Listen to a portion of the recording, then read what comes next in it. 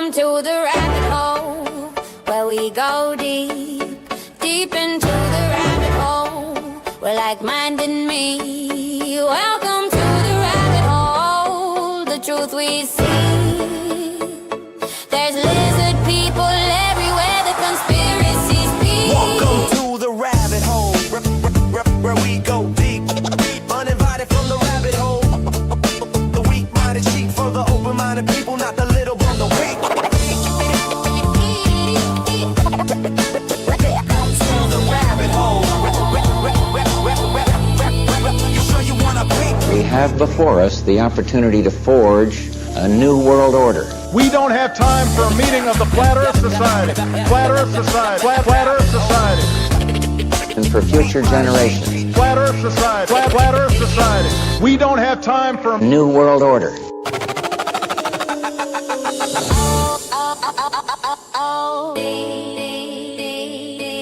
Treasure Island. They never come back. And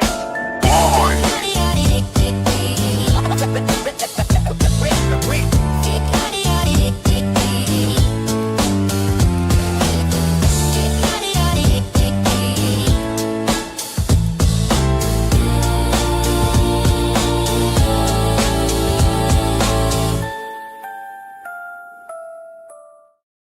Yes, people, how you doing? Welcome back to the Rabbit Hole Ramblings. Ramblers unite.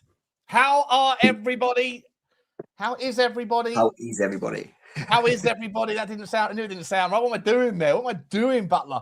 Good evening, everybody. It's your Friday night session down the rabbit hole. And guess what? But nothing really changes, but things can get better. Things can look a little bit more polished. And you know, I've been talking to you guys about my desire to have a slightly different version, a different method of delivering the content to you and making the whole thing a little bit easier. Well, I decided to take it upon myself to get into Claude, the AI anthropic thing.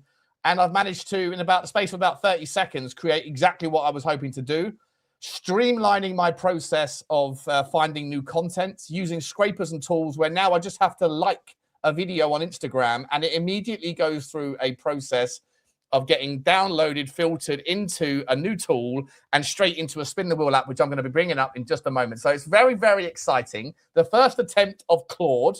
And with that, I now have some ideas percolating around what else we can do in the conspiracy game. And as Eugene just said a minute ago, we might be able to create a conspiracy dashboard, a trending conspiratorial, I don't know, a scheduler, a way to keep everyone up to date on what exactly is going on in the zeitgeist and keep everybody up to date in new forms and fashions. It's going to be fun.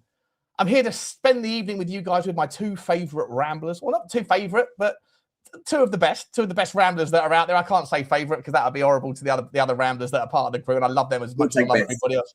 We'll take best. Fair enough. The best it is. Nikos, how are you, mate? Great to see you, buddy. You okay? Good. Nice to see you all. It's been a bank holiday here today, so a nice relaxing day, nice quiet, peaceful day out the way. So yeah, looking forward to having a nice chinwag about some conspiracies and a nice cold brewski with you all. So let's see what you dug up on Claude. I'm looking forward to seeing your handiwork, and yeah, always a pleasure, gents. Great to see you, man. I can see by the people in the chat that are saying Spurs are dead, long live the rabbit hole. Twice in 3 days, Spurs really are in the mud. It's 100%. This is what we got to do. We got to pivot in life. You know, a man who makes his living off of YouTube, Spurs Talk Show ain't doing it no more. It ain't cutting the mustard. So the rabbit hole has to do it. But unfortunately, guys, as you know, this channel is already very much suppressed. It's shadow banned. It is also demonetized straight out of the gate. No matter what we seem to do with like curtailing our language, we're very careful, as we can be, not saying certain things. But as soon as these shows are over, they are demonetized. So any support that you guys can throw in the way of super chats or memberships or anything like that is very much appreciated. But it's obviously not necessary. We're just doing this for fun, primary purpose. But don't forget to like the video, subscribe to the channel. Notification buttons can be squeezed at any time, and comments should always be dropped. Quick reminder: it's all allegedly. The views on this show are for entertainment purposes only. But do share this content with your friends. If you know people that are like-minded to us ramblers, then let them know via shares, because that's the only way we're going to grow. Eugene, how are you, my man? Good to see you, bro. You okay? Good to be on. I'm excited. This is my last chance to have some fun before the weekend where I'll need to spend some time with kids and family. So now, this is my time to enjoy. So Yeah, I'm here. nice. That's Good to the be fun on. stuff. That's the fun stuff, mate. You get it Yeah, wrong. and I'm ready. I'm happy that this channel is going to embrace AI. It's going to be big. It's We'll time. see. Yeah, it's definitely time. It's definitely time. Just super quick. Whenever I come in, I don't know if you guys can see the comments on the Nikos and Eugene. You see this one here and this one here, right? When it's sitting in the comment section on the left, it looked. I thought it was a pig's nose. Genuinely, I thought it was a pig's nose. We're doing the old Peppa Pig thing, but no, it's a set of eyes because we got a show coming up. Big up to James, big up to Tommy, Tony even, big up to Marzi, Stellations in the gaff, Barney, big up to you, Chrissy Yid, a member of the show, big up to you. Conspiracy Fridays. Whoop, whoop. Heineken ready. Good man. I do have a couple of ciders and I've got a cheeky one of these, so it's entirely likely that I'll be absolutely smashed by the end of the show, as per usual. Then I wake up the next day going, why did you do it again? Butler, you have to stop drinking on stream. You're never going to make it. No one's ever going to employ you if you're known for being a drunken arsehole. But I can't help it. It's fun. You don't want to be employed. You don't want to be employed. No, definitely not. But a couple of sponsorships wouldn't go amiss. Maybe get Magnus sponsor you, maybe, to keep going. Do you know what? I was actually thinking about white labeling some cider, some strong cider, put in like the rabbit hole cider, or something is it against terms and conditions on YouTube to promote alcohol?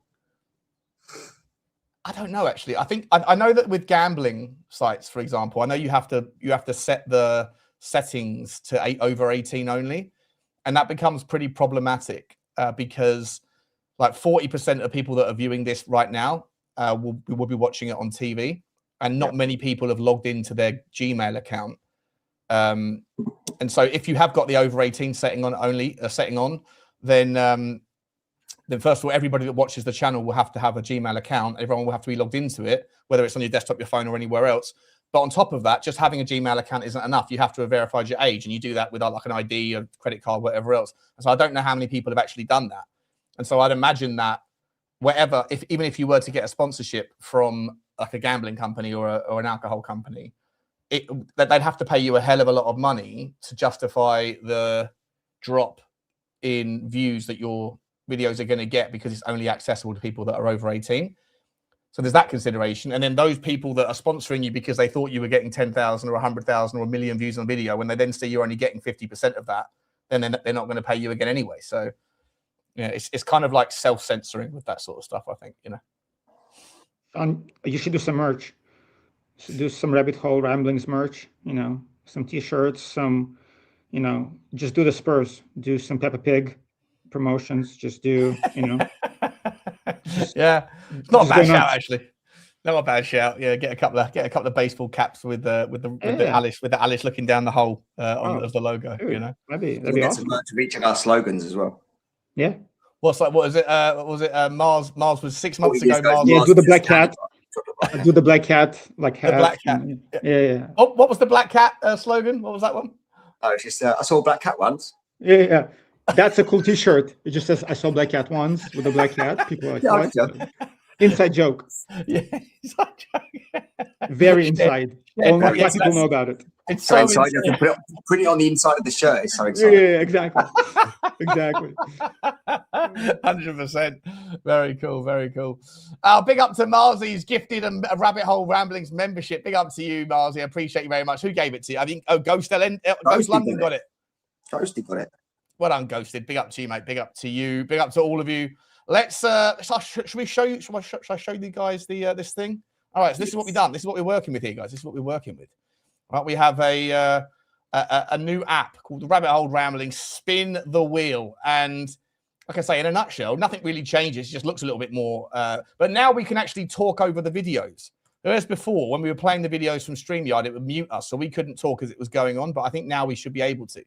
So should we have a little play and see where we go? Again, completely random. I got no idea what these videos are. You can see the naming conventions on the bottom there where it says the wheel. They're all just like long code. So got no idea what's going to pop up. So there's nothing chosen specifically to offend anybody. Allegedly. All right.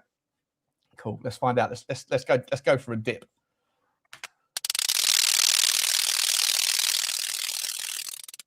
Okay, so I'm in no way questioning how much fuel this plane can hold. But this guy says, no way you can convince me that a plane can fly with tens of thousands of gallons, 300,000 plus pounds of gas sloshing around in the wings. This is a National Storage Tank SCT 2704VR, 60,000 gallon water tank. Boeing 747 holds 63,500 gallons. You've seen this one already? Of fuel weighing 2,000 tons. No? Okay. So this is called, there's a term for it. It's called the jet fuel conspiracy or jet fuel hoax. I'm not saying I believe it, but something about this is a bit strange. We're going to do a deep dive on it on my Rumble channel.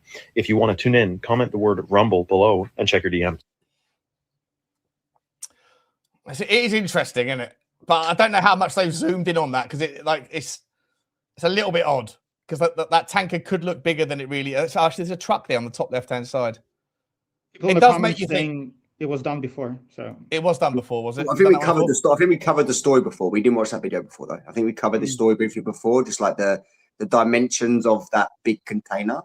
It's just inconceivable that that amount of gallons of fuel can be put on that aircraft. It's not possible. So I think we've covered this before, but again, if it's 10 times, if the plane's wings are 10 times wider,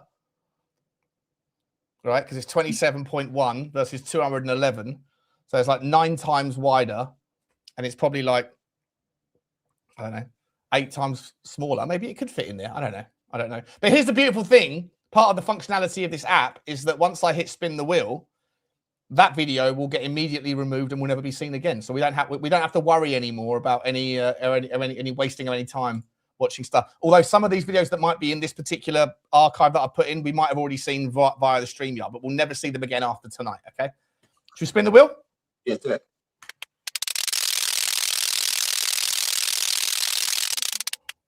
Where this kind of behaviour is deemed normal. It went wrong when he made it normal for those who don't want to work, get more in benefits than those who get up at the crack of dawn every morning, slog the tripe out day after day monotonously, and give half their wages to keep illegal migrants, pay for net zero madness and ridiculous DEI ideologies.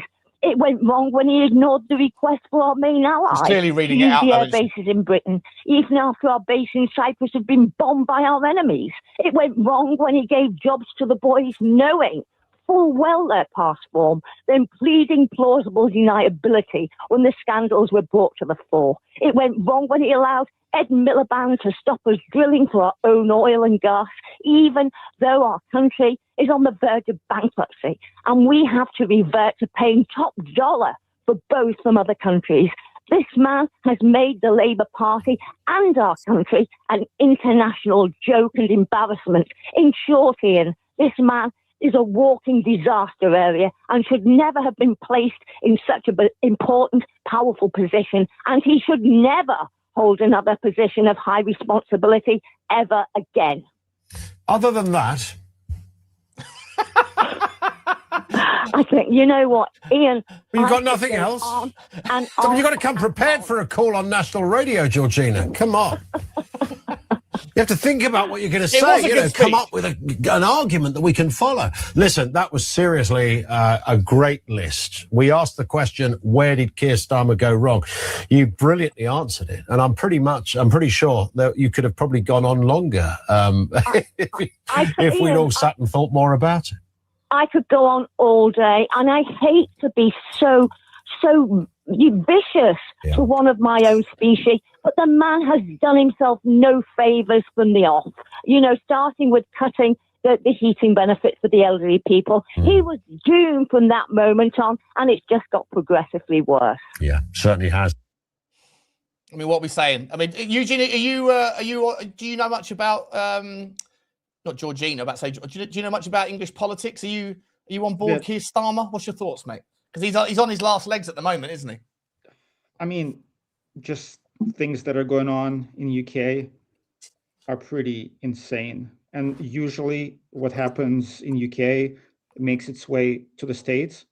That's why people here are concerned a bit, just from censorship to illegal immigration.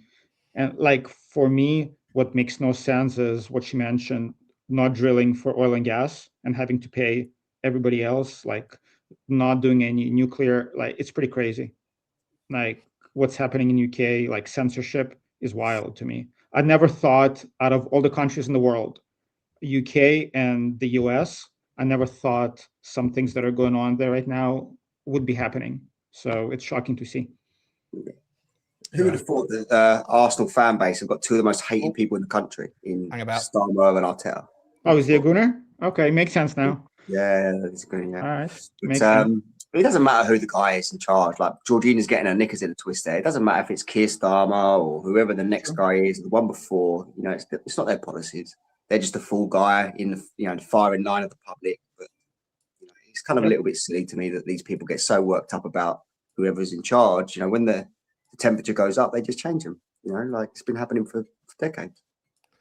Yeah, I actually, I'm trying to get my head to that sort of state of like ambivalence to the whole thing, because I feel like you're right. Like, you can't change it, and nothing doesn't matter who's in charge, right? It doesn't matter who's in charge at all. Same shit on the bigger policy, the bigger picture tickets. Nothing ever changes, and so we're all just arguing about left versus right, but on that basis, you might as well just sort of take it with a pinch of salt, because it's outside of your control anyway, isn't it? Sort of, what do they call it? The Serenity Prayer. Nicholas, one thing, sorry, to push back a bit on that. Even though I agree on the kind of on a high level, nothing changes. But if you look at Trump, he's the buffoon, right? Like, all the wars that he promised he's not going to do. However, he did solve the illegal immigration, right? He did solve the oil and gas. We're drilling, the border is sealed. So a person who doesn't care as much, doesn't have as much to lose, can make at least a small difference. On a wider scale, I agree, right? Certain things are going to be done. The deep state is going to do what it does. But things like immigration, like oil and gas, energy policy, I think it could be done. It could possibly be done if it was like a real independent vote and actual real people with real policies come in and got their way, but they would never let that happen. As I mentioned on one of the previous shows, the votes are fixed now. They're fixed in America. The major votes, anyway, they're fixed. They can control the outcomes of elections. You got called out about that on one of the comments. I think people were saying it's not true. I work it. So someone sent me a DM actually saying I work in the voting machines. It's not true what Nikos was saying. I was like, I didn't want to push back on him because I don't really know, but I feel like it does sound like, I believe that the voting machines probably do have the capability to be backdoored. That's why they're there. If it's electronic and it's engineered, if it's coding, anything that's coding these days, especially if it's that important, is going to have the capability to be backdoored, right? Apple phones in the UK, your phone can be looked into at any time by any person in the government, anytime that they want. As much as Apple pretends like they can't, they can, right? So, voting machines are too important to leave it up to the whims of the people. What are we doing here? I think over the last 15 years in particular, it's been controlled. Like, maybe going back to like generations before, maybe they did actually hand count all the electoral votes, manually. But I think the 2020 election in America should be an eye-opener for anybody that was questioning whether or not they do fix these kind of important elections. You can't fix every election, there's no point, but the major ones, the important ones, when you're talking about people with political power and positions, of course you would fix them. You're not going to leave it to chance. If you want to rule the world, you're not going to let some randomer come out a year before an election, say the right stuff, and I'm going to see that derails all of your plans. It's just, I agree. But I definitely think that 2016 was the catalyst for that, because they didn't believe that Donald Trump was going to make it. And then they had to sort of change pursuit. And then they went, okay, if he gets back in next time, we're going to give him a little warning shot. We'll take his ear off. And then we'll let him know, listen, you can be in, but if you don't do as you're told, the next one's between your eyes, Yeah. But 2016, in 2016, they hated him. All of the establishment hated him because they knew that he wasn't necessarily part of the script. And I think after that they made sure for certain that they were never going to leave it up to the British. I think it's probably the same with the Brexit thing as well. When David Cameron turned around and went, we've got something as important as this. We have to leave it up to the people on a referendum.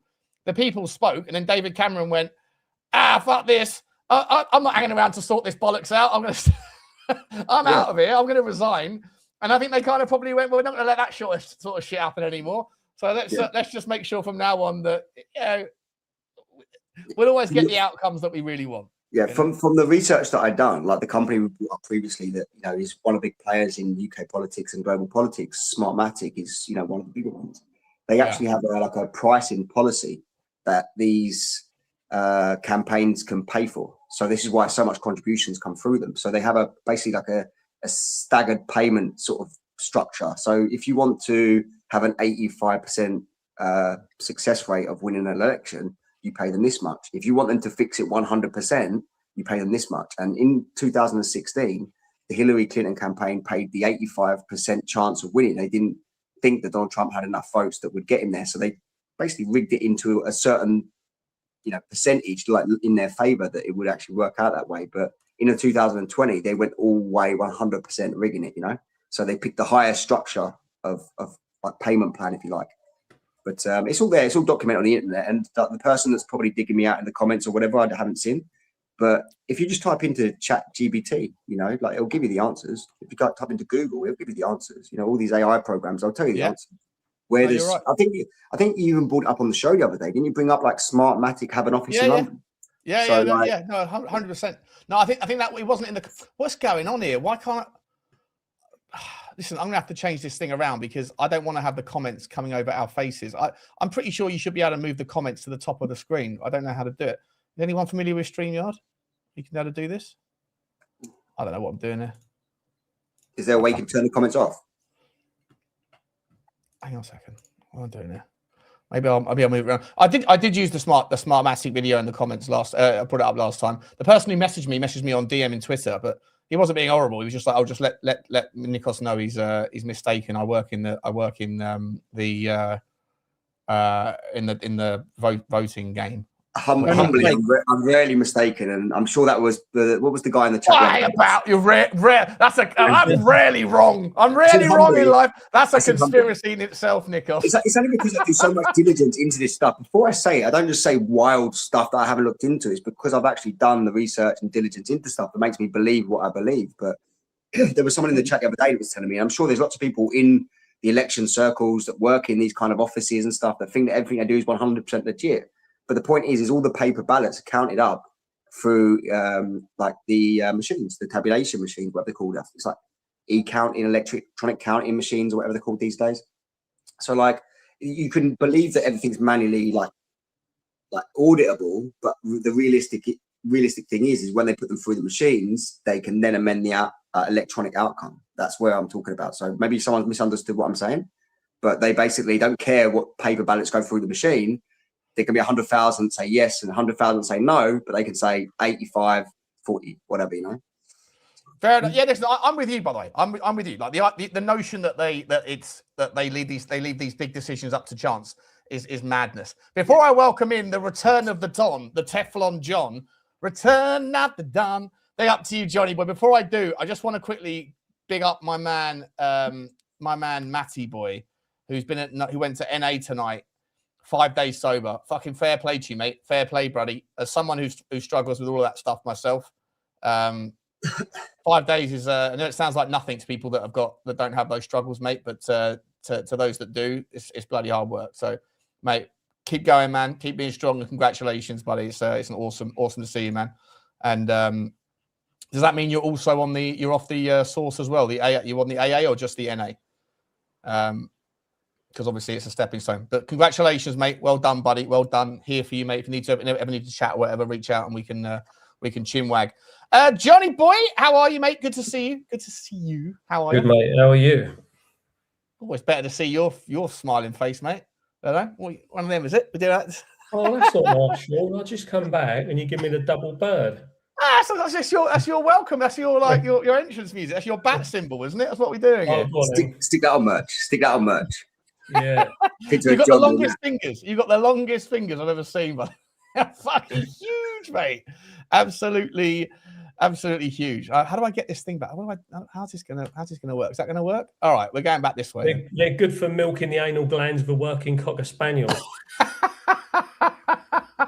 Was that Hugo, wasn't it? Bloody gumption on that bloody Cocker Spaniel. The milk, unbelievable, unbelievable. That Street Cocker Spaniel.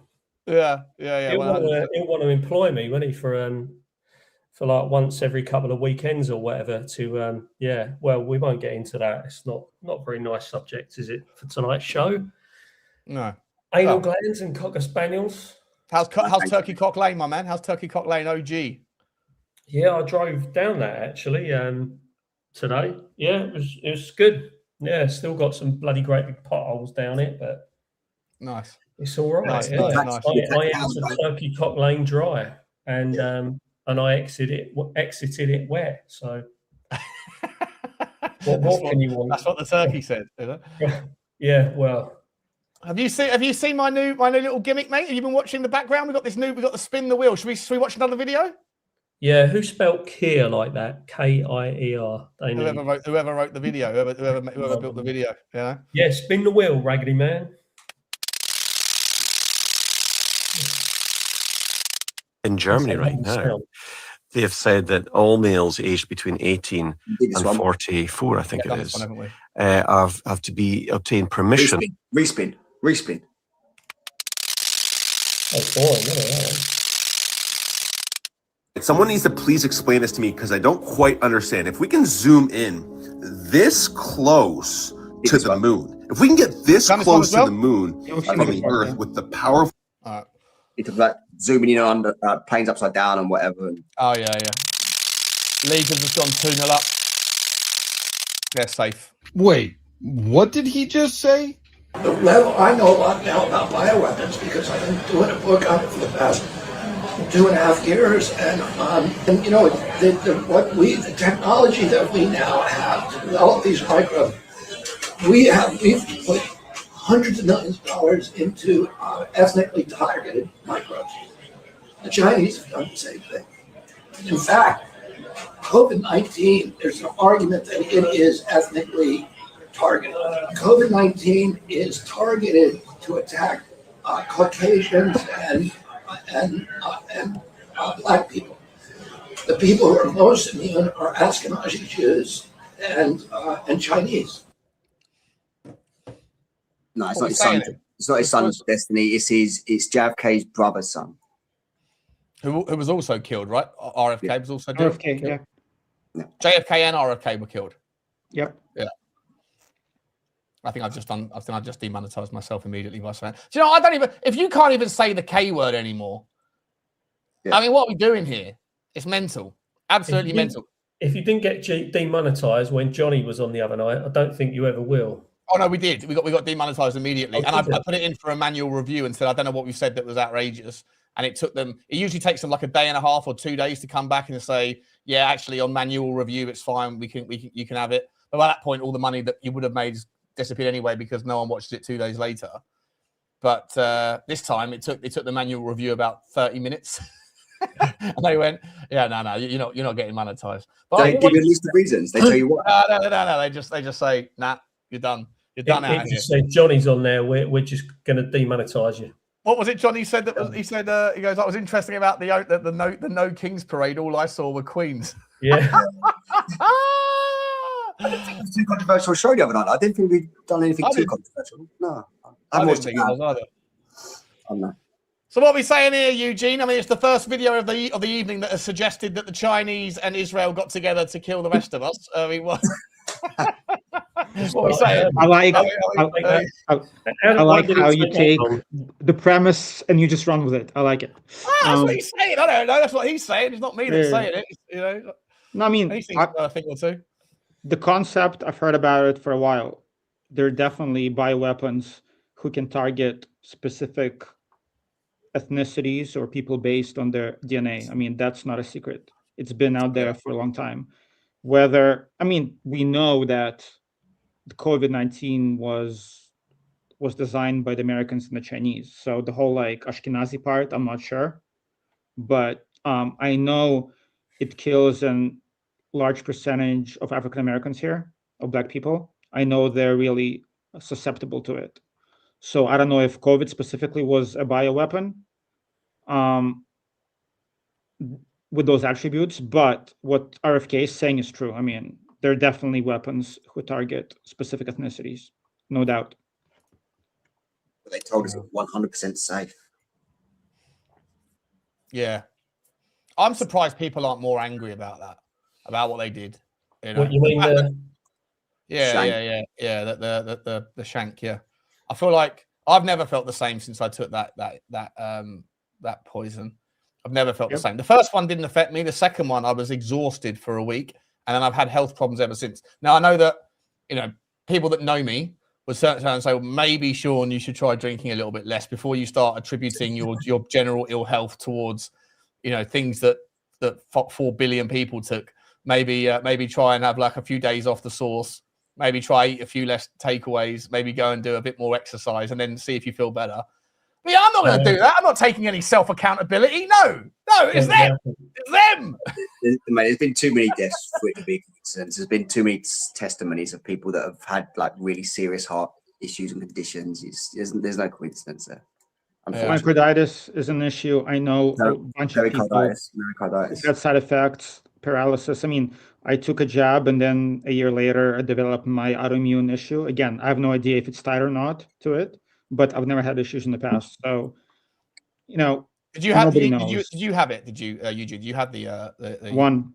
I got it super early because I wanted to travel, and nobody was sure at this point how serious it was. But then, as soon as the data was coming out, one of the reasons why I moved to a different area, because schools were starting to mandate it for kids, and I'm like, based on the data, there's no way I'm giving the jab to my kids. Makes no sense whatsoever. So I had to move.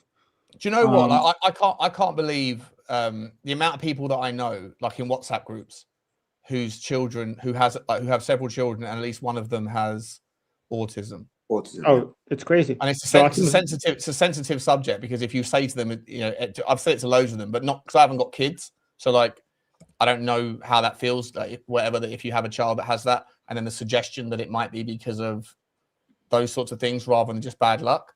But like the ratios, like back in the day when we were growing up, it was like 1 in thousands, 1 in 10,000, whatever children had autism, and then now it's like 1 in 6 or something.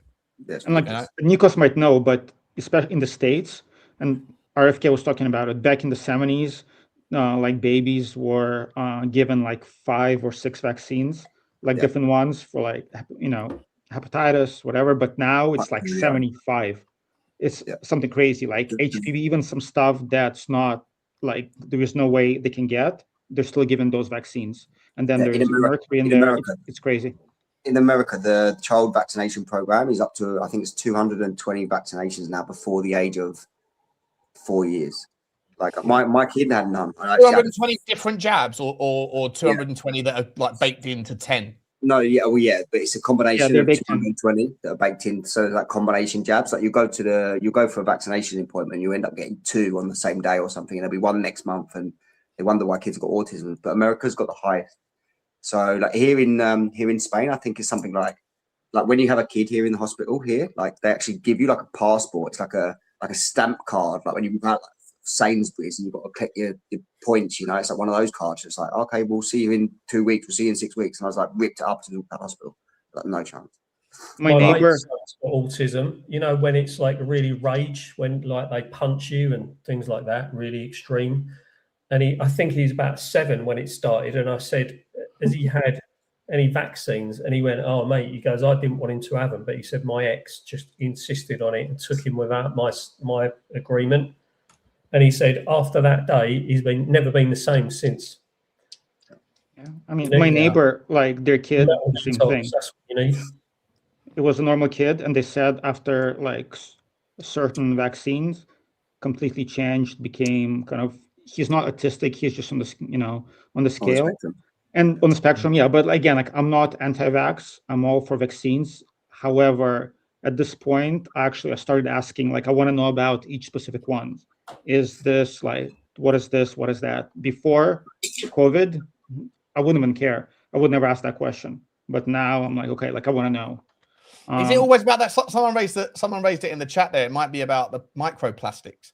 Like we've all got probably like, a pound or metals, yeah, metals as well. Have you seen that video? I might have it in the list, but there's a video of like people that are in the mountains somewhere, and there's low flying or low hanging chemtrails, right, or chemtrails, whatever.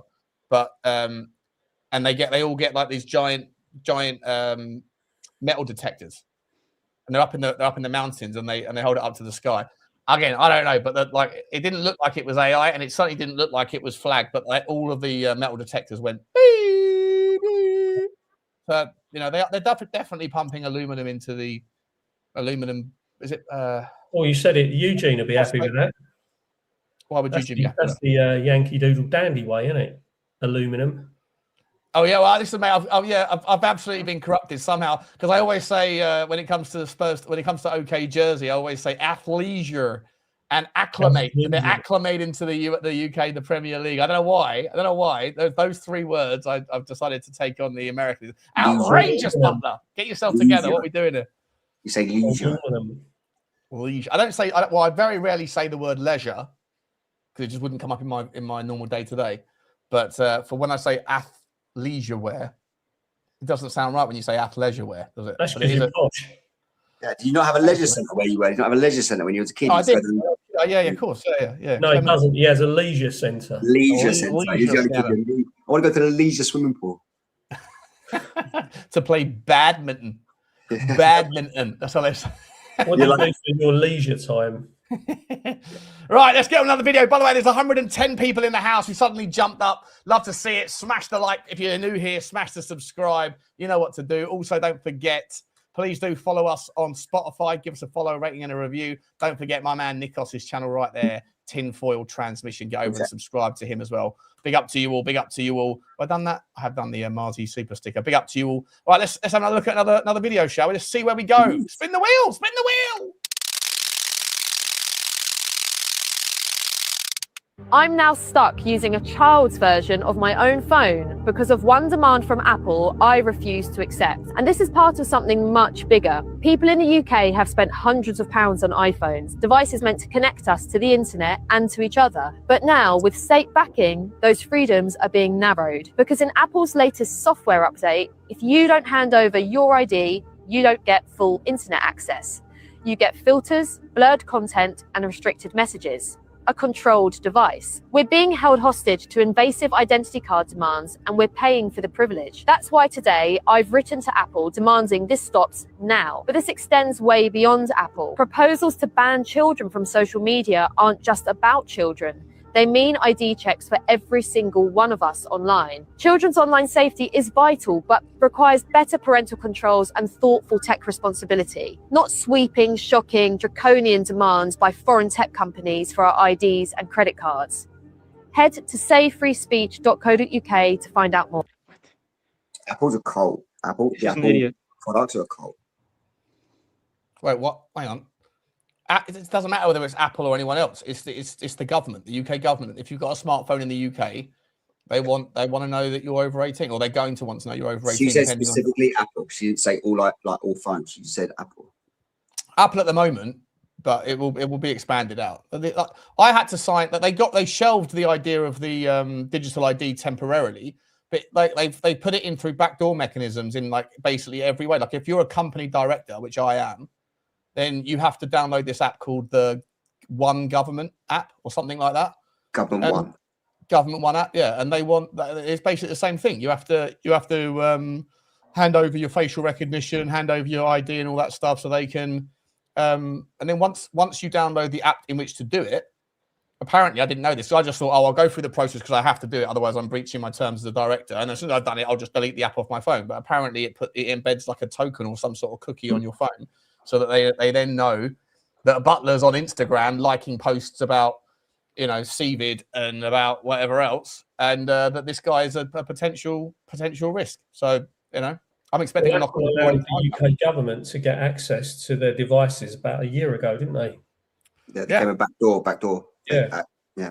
Why did you say she's an idiot, Eugene? I mean, I guess I take it back. So I didn't know that in UK it's not Apple, but it's the government that's tracking you. Government, yeah. That's crazy. So from one perspective, I was about to say that like using social media is not your given right. It's your choice. You don't have to use it. If you don't like the terms, just don't use it. That's However, the same with the vaccines, though, as well, right? You don't have to take it, but I mean, some you do. your life is going to be incredibly difficult if you Oh, don't. yeah, exactly. But I mean, if you don't use Instagram, you're gonna be fine. I don't use Instagram, or I'm not on X. I'm not going to be able to put. You don't use Instagram, but for you to see all this content, I have to use. One of us has to use it to get this to put together the rabbit hole content. You know. But You're again, welcome, it's a by free. the way, Eugenie. No, but it's a free like app. You don't have to. But on the other hand, again, like in the States, it's different. So if the government is actually requiring you to upload your government ID, yeah, that's crazy. Some of my That's different clients level. have a big following on Instagram and have clients through Instagram, so they've got to use it. Yeah, they're not just doom scrolling, browsing. They're Yeah, using no, it. like when the government gets involved in like this and like in your, that's nuts. That I agree with. This might be why we're seeing this like highlighted, like what's going on in Israel. You might find that there'll be some sort of type of like restriction that comes in because of people's rhetoric and what they're seeing. So they might use it as a kind of like, you know, anti-Semitic viewing thing and try and like slap a law in place where, you know, there's an agenda against us now because of social media. Let's cancel all this stuff. You got to, you know, it's just control. But if Apple are the first ones to do it, like that's a you know, a massive selling point to go onto Android. The Apple logo, actually, I think we've mentioned it before. The Apple logo is the poison fruit from the Garden of Eden with a bite taken out of it. Yeah. Is this why Elon is having issues like with Iris, X isn't it? in Europe? Is this the reason why? Because I know he's been having some issues with X and what can be said and how he's tracking different things. Well, you know, Siri on Apple is Iris, isn't it? Yeah. Iris, part of the eye. Yeah. Oh, it's really annoying. I was going to say something else, but I forgot what it is. Okay, we'll come back to it. Think about it and bring it up. Let's spin the wheel again. See what this next video brings us. Burnley had just scored a goal, and it shouldn't be offside. It should be 100% onside. If they chalk that off, it's a joke, absolute joke. What's this? Edwards been shot. Oh no! Either that or they're covering. We don't know. Either that or they're covering him. We love you. We love you, President Trump. We love you. Look at them bringing them in. All the world. President Trump.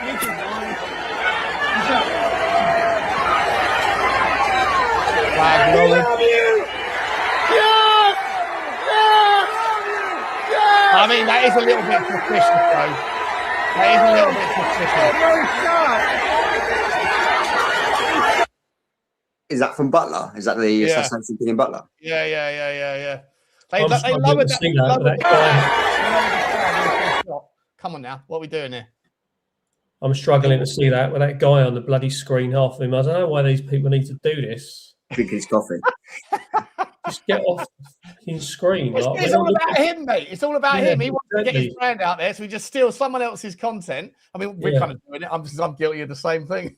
Yeah, imagine getting 500,000 followers off of sitting there drinking your coffee, watching like someone else's video. You know, I might just take that video and then push it all up a little bit, and then put me underneath it, looking up at him, looking up at the video.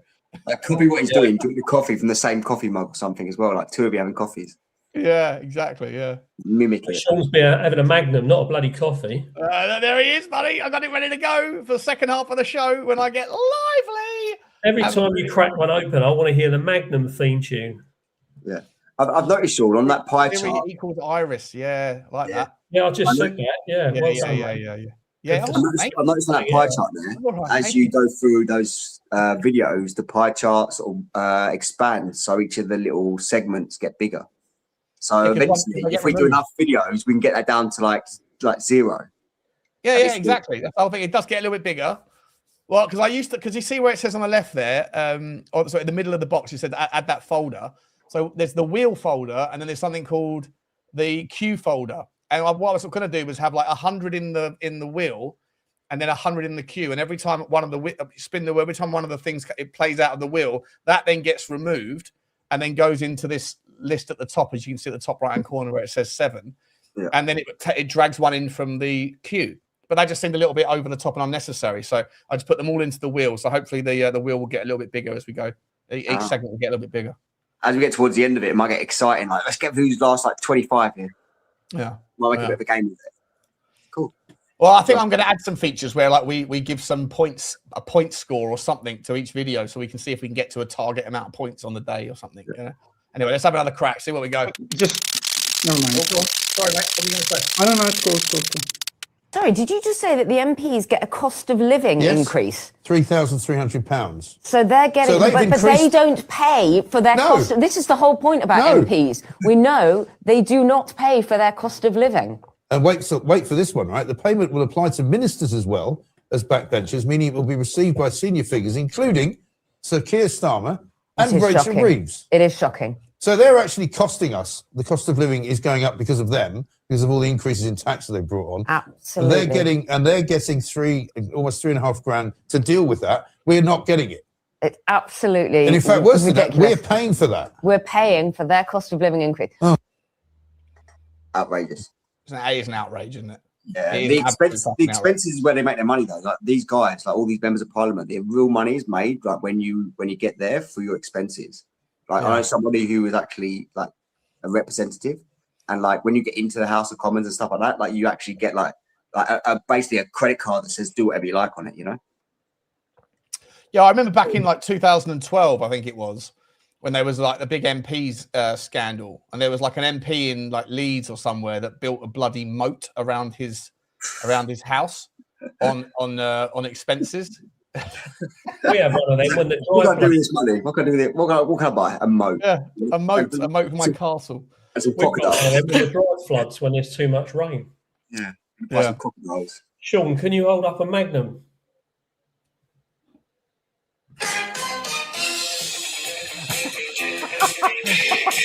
No, turn it off. I'll get copywritten. Very good. Da, da, da, da. I think you should shave off that beard. Just have the Magnum tash. Yeah, the Magnum tash. Yeah, 100%. Yeah. Why not? Smouldering Magnum look. Why That's not? for a certain age demographic. Not many people will get that. Yeah. We see you driving around in an old Ferrari 308 GTO. We know that you're fully into it. Let's do it. And you got a next life button can get any called worse anyway. You know. Let's see where we're going next.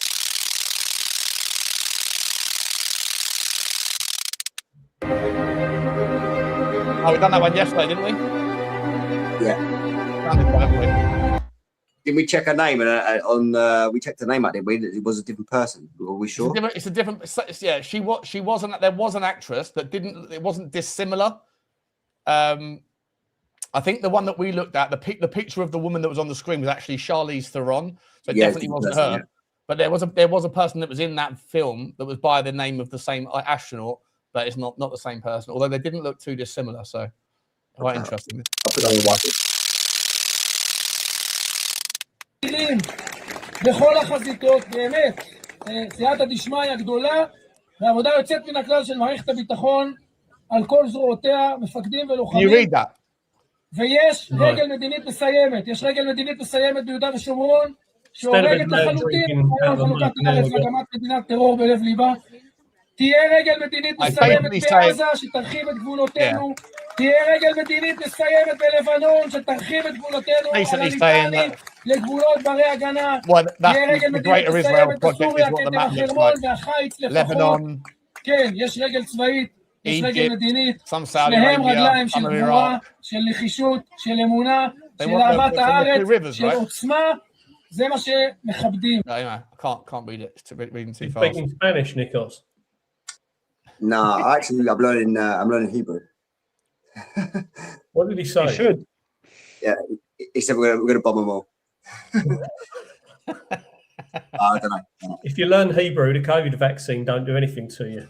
No, I said the other show actually. I don't know if you heard the other day. Like, you're familiar with the word divot, the divot box we use in rituals and stuff. COVID backwards is divot.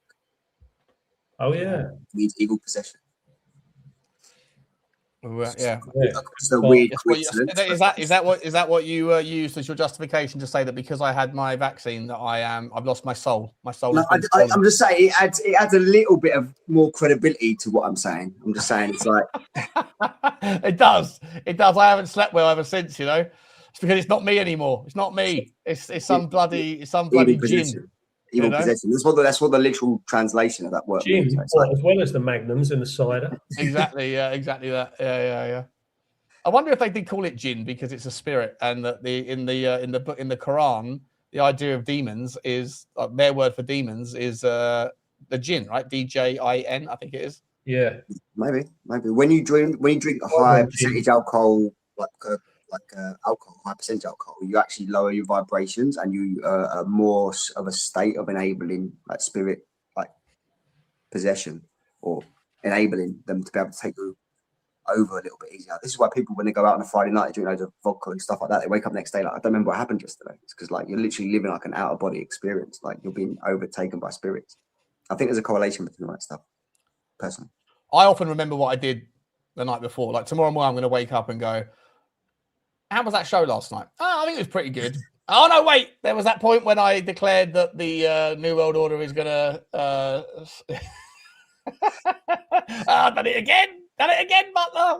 Can't you stop yourself, you absolute Burke? Say your mind, mate. Say your mind. It's going to get demonetized anyway. Yeah. It's already gone. It's already too late for that shit. Let's just have some fun with it, eh?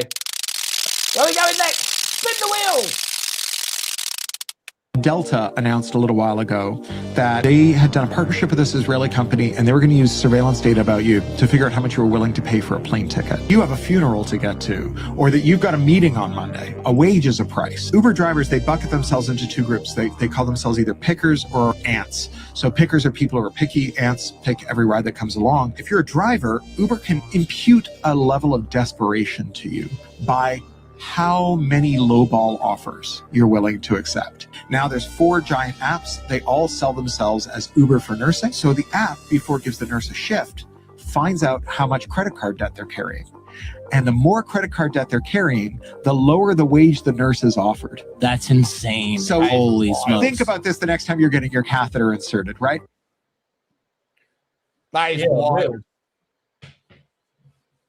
I'll definitely think about that next time I'm getting my catheter inserted. Down Turkey Cock Lane.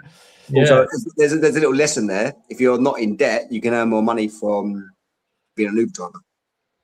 Yeah, just by turning down a few jobs. I'm not desperate. Pay me more, bro. Pay me more. Nah. This guy Butler, he's a real big swinging dick. Let's pay him a lot of money because we need the guy working. He's too good for us. He's too fucking good for us. That is crazy though, isn't it, Eugene? What we're doing here, mate? Like having a kind of an algorithm that isn't there such like you'd think that the world is pushed towards equality, right? Like everyone that does the same job should earn the same thing. Who told you that? It's capitalism. Like every company is trying to increase margins, is trying to one-up competition. This to me, I would be surprised if this wouldn't exist. Yeah, no, I hear you. Right, it's just business. Did I hear it right that Israel created it at the beginning? No, he said an Israeli company. Yeah. And Nikos is like, Yeah, so there's a correlation here, mate. I'm putting dots together and it's forming a straight line for me all the time. Israel has a lot of tech companies, so of course they're gonna create some algorithms. How does such a small country have all of these crazy ideas? I don't know. We're smart. They are smart people. They are. In Ireland, no tech companies. I'm just saying. Hey, I'm Irish, you bastard. What are we doing here? Exactly. Point stands. Listen, have you designed a spin the wheel feature for your YouTube channel, Eugene? Have you? No, you haven't. All you've done is bought a couple of options on some poxy tech company today. Hey, what I'm have you not saying done? me. What have I done? Let's have a look. Come on now. Yeah, when did you last invent Guinness? Fair enough. You were Nigerian, Sean. What do you mean you're Irish? Come on. What did you say? I thought you were Nigerian. I'm 8% Nigerian. I'm 8% Nigerian. I'm 44% English and 44% Irish and 4% Reptilian. Congolese. Yeah, reptilian, 4% reptilian. Exactly. Yeah. Yeah. And the rest is just Divok, yeah. What's the 4% Dimmock? Charlie Dimmock. Yeah. Very good. Very good. All right, let's see where we're going next. So this is an education. Comments in the chat are wild. These are entities that are here on this earth, that have been on this earth, that, who knows how long, and that we, you know, we think they're coming in from way out. Maybe they did millennia ago, but they're here and they're in these deep water areas, and that's why. I mean, like we say, we know more about the face of the moon than we do what's going on there. Now, we have a higher propensity of sightings around these 5 or 6, I believe, deep water areas. And so to me, it just it creates a question there. And then when we have naval personnel telling me that we have these sightings and that there's these underwater craft they're chasing that are doing hundreds of miles an hour, and the best we've got is something that does maybe just a little under 40 miles an hour. So I got a lot of questions about that stuff, and I mean, so a congressman is discrediting aliens from outer space. Oh, he's saying that they're underwater. No, they're both. They're both. What's it called? Multi-medium, or whatever. Those ships, right? They can be space, underwater. They go through matter. So some theories they could be multidimensional. They live here, like nobody knows for sure. But it's not just like some aliens from outer space. There are a lot of different possibilities. But there's been thousands or tens of thousands sightings underwater, especially that we have no idea what's happening like deep in the oceans. If you were a civilization, right, that could, like, water is, wet. Well, exactly. No, but like if you're out of space, right, if you want a controlled environment, it's water, right? Like you have no idea what the atmosphere is, but water is water. Yeah. So, but whatever. Yeah. The oceans are like, is it like 96% uncharted? Yep. We know more about the moon than about our oceans. Have you seen that? Have you seen that Instagram game? Like, would you rather, or would you do this? I mean, it's like, would you take $100 million, right, in your bank account right now? 100 million quid in your bank account right now. Yes. But every day, at the same time or at a random time, you would magically transform yourself. You'd sort of telepath yourself from where you are and whatever you're doing, and you would be dropped into the ocean somewhere in the world randomly for 1 minute. Right now, if you were down in like Antarctica, they put a wetsuit on you so that you wouldn't die of freezing. But every day, at some point, you're going to be sitting there doing your thing, and all of a sudden, you never know when it's going to come. So just randomly, at some point, you go bang, and then suddenly you just drop into the ocean, and then you've got to survive for a minute. And then as soon as it's done, that minute's done, you get transported back to where you were doing what you were doing, and you're dry and everything else. But for that minute, you like, it's a horrendous experience. Would you take the deal? Mate, I'd take that deal all day long. And see what I do. For 100 million, I'd buy a big mansion. I'd do a garden with a massive swimming pool, and I'd tie myself to a little rubber dinghy and just lay in the swimming pool drinking alcohol all day and someone delivered to me. Just waiting. And then when I got transported into this 1 minute, I'll be sitting there in a dinghy with an alcohol in my hand, and I just have to wait for that 1 minute, and I get 100 million quid. Yeah, but what happens if you get put into randomly? You get put into like a shark nest or whatever. How many dinghies? It's only a minute. Shark nest. Wait, it's not a nest. What is it? What is it? A spool? A spool of sharks? What do they call it? What's a group of sharks called? A swim of sharks? A school? Is it a school? School, maybe. No. Hang on. What is a group of sharks called? Oh, we're getting really deep there. It's called a shiver. Shiver. A shiver of sharks. Shiver me timbers. I didn't know that. Maybe that's where that comes from. Shiver me timbers. The old pirate saying. Yeah, exactly. I'm sure it's on the Sharknado, like Mr. Ben Benji said. Sharknado. Yeah, that was a fucking great movie. All-time classic. I would take that 100 million if it meant that every time I was watching Spurs, I could be dropped in the ocean, because that would probably be an improvement, wouldn't it? Yeah. Take your mind Increase off it it. from 1 minute to 90 minutes. Yeah, I wouldn't would you mind drop it. in the ocean? I wouldn't mind it if you were like, if it was the same time every day. So like at 3 o'clock every day, you knew it was coming, right? So like you could sit there and kind of go 5-2. All right, I'm gonna get myself ready. But it's just like in the middle of the night, you're having a kip or you're having a wank. You're it's like you're about to have a good time. You're about go in. You just fucking landed a. No. John, piranhas are not in the ocean, my friend. I'm just looking at the chat. Yeah, piranhas are in Amazon. Yeah, they're not in. Hammerhead shark. That's a tough wank. That's our audience. Yeah. Big up to Well, Finn. well, it is. Look into the Lake Baikal Special Forces deep dive incident in 1982 in Siberia, deepest saltwater lake in the world. Yep. All right. It's on the whiteboard. What are we saying? That there's something down there? Lake Baikal aliens. There are things everywhere. Did you guys see that video with JD Vance where they talked to him about aliens, and he said, "Oh, aliens are demons. They're not from outer space. They're demons." Spiritual. Something to do with spiritual. He's religious, so he's just internalizes that. According to a 1982 Soviet-era incident reported by Historic Mysteries, 7 military divers encountered 9-foot-tall, human-shaped swimmers in silvery suits and helmets at a depth of 50 meters in Lake Baikal, Siberia.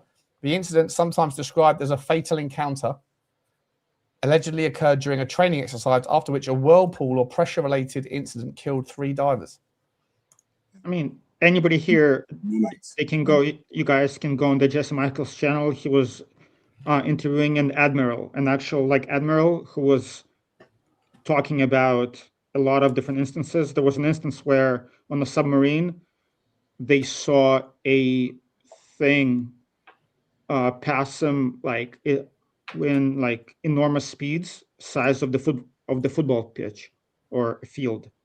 Like there are thousands of reported incidents, and that's coming out.